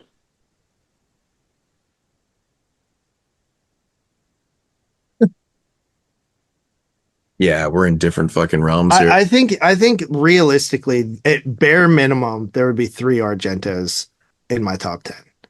At bare minimum, possibly more than that. Yeah, I think I would have at least 4. I would have 4 to 6. I'm not even kidding. Yeah. What the fuck? That's crazy. I mean, is it really though? I mean, Argento's literally made some of the best Italian horror movies ever. Yeah, I don't care about best though. It's all what I like. It's all favorites. Yeah, but okay, let me phrase it. I don't look at best. I don't look at shit as best. Argento made some of my favorite Italian horror movies ever. It's the same thing. No, it's not. Is one of them. It's not. No, I'm saying that it's for me, it's they equal in this instance, not all instances, just this instance, they both correlate. Yeah, in my top 100 favorites, I think Argento would probably have the second most films behind. Like Fulci is your favorite Italian director, right? I mean, dude, fuck. I mean, that is possible. There's 2 or more Fulci films on my list. You know what I mean? It's a tough thing to do, man. I just feel like it's less fun whenever I have 4 films that I just talked about 2 weeks before. Well, I mean, that's you guys, man. That's you guys. I mean, like I said, the way I look at it though, it's Fulci's my favorite director, but my all-time favorite Italian film could be Cemetery Man. Does that make any sense to you guys? No, it does, because it could be mine too, but it's not going to take 5 Argento movies off my list. There's I'm not talking about taking shit off. I'm just saying I like this one more. Let's just say I had 4 Argento movies on my list or whatever. There's actually a high possibility that my favorite movie wouldn't be an Argento movie. My number 1. You know what I mean? That's exactly where I was coming from, man. That's what I'm saying. We get what you're saying, but I'd rather you not know 4 more. We just don't want to spoil our whole list before, right away. Yeah. I look at Fulci as a director for myself. He has an abundance of films, and that's the reason why he's my favorite director that I directly go to all the time. There's 7 or 8 films that I'm always intrigued on watching and stuff. So let's say, okay, let me ask you this then, and then we could wrap up. Would you not put, are you making your list as these are my actual 10 favorites, or are you I can't have 8 Fulci films here, so I'm going to limit how many I pick from him? Well, like I said,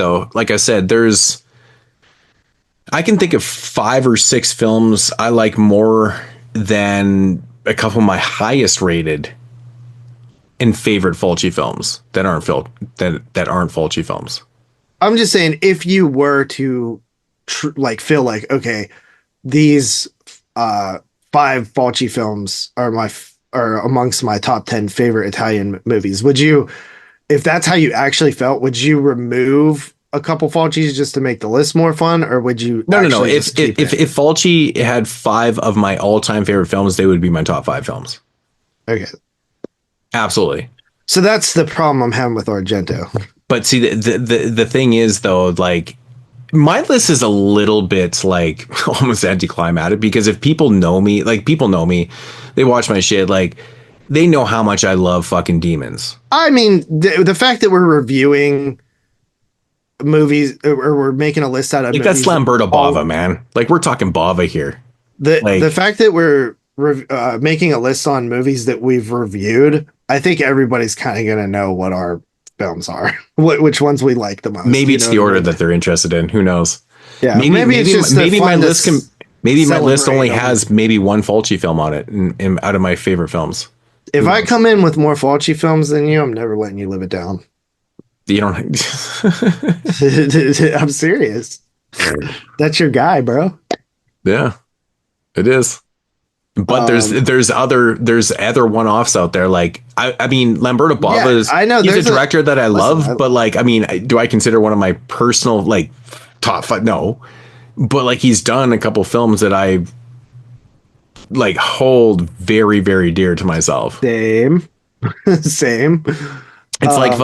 like Mikel Suave. It's a tough list, dude. It's a tough list. Yeah. Like Cemetery Man. Like, there's all these kind of, like, one-off films that are, like, you know, Suave should have had a better career, but we all know why. But yeah. But honestly, with the Argento movies, my 10 might be already, like, immovably set, because if I looked at, like, my list I have of, like, my, like, 100 favorite movies ever made, I probably have, like, a clear cut, like, 10 Italian horror movies in there. my top 10 Argento, I think, is actually pretty simple for me to make. It's honestly not that hard. Actually, it's not. I was kind of going over like, even with rewatches, I would be surprised if things moved that much. The hardest part for me is, like, the back of the list. Like, the front of the list. Yeah, like, the front of the list is way easier. Yeah, I've seen all the movies on the front of the list. It's like, where do I like? What do I like more, Trauma or Giallo? Like, yeah, like the Dario Argento movies from Bird, like to Opera, are probably, like, my most, like, watched movies of all time. Yeah. Yeah. I think at the end of the day, it's just about, like, celebrating the 10 years and just having fun with it. You know, it's not really that big a deal. Stop overthinking it, man. Crazy. Well, you guys are ruining your fucking list. It was man. over explaining it, is what it was. Well, I mean, shit, man. Just because Fulci's my favorite director doesn't mean he has my favorite Italian film of all time, right? Right. As a whole, neither does my favorite. There's a whole genetic makeup here, man. It's like, you know, I mean, Fulci, I just gravitate to because he has got so many films that I love. That's why I consider my favorite director. My favorite director is Wes Craven, and that motherfucker got more misses than hits. Didn't even come close to my number 1 favorite horror film of all time. Yeah. There you go. Starting to understand a little bit. Like, there is a difference between favorite directors and, like, my lord, and just picking out those other ones, man. I'm just telling you what my favorite shit is, and it just so happens to be a lot of Argento. Yeah, it happens. It happens. They're just legitimately, like, my favorite Italian horror movies. Yeah, but this is a long outro. Yeah, man. All right, here. That's going to be it for this episode 270, man.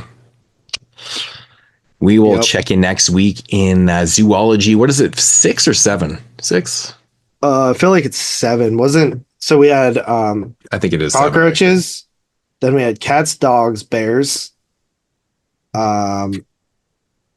Yes. 7. What was the other one? I don't remember.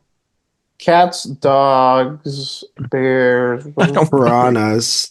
Piranhas, yeah. Another one. Was there only 5? I thought there was 6. No, we did one more before piranha after dogs. Bears. Spiders. Oh, spiders. Yeah. So Yeah, it this is 7. 7. Yeah. And it's going to be called Crocodilians because it's alligators Italiano. and crocodiles. You know, I can't pick one or the other. So crocodilian it is. I like it. Oh shit! San Jose tied it up. All right, guys, we're out of here. Oh, Check you guys okay. next week. Week 1 of Italian Horror Month. Check you guys then. Deuces. Did we win the football game? Did you not watch the game? No, I did. But this last like couple minutes of us like discussing this, I wasn't looking at the TV. I'm pretty sure we won. We had to, right?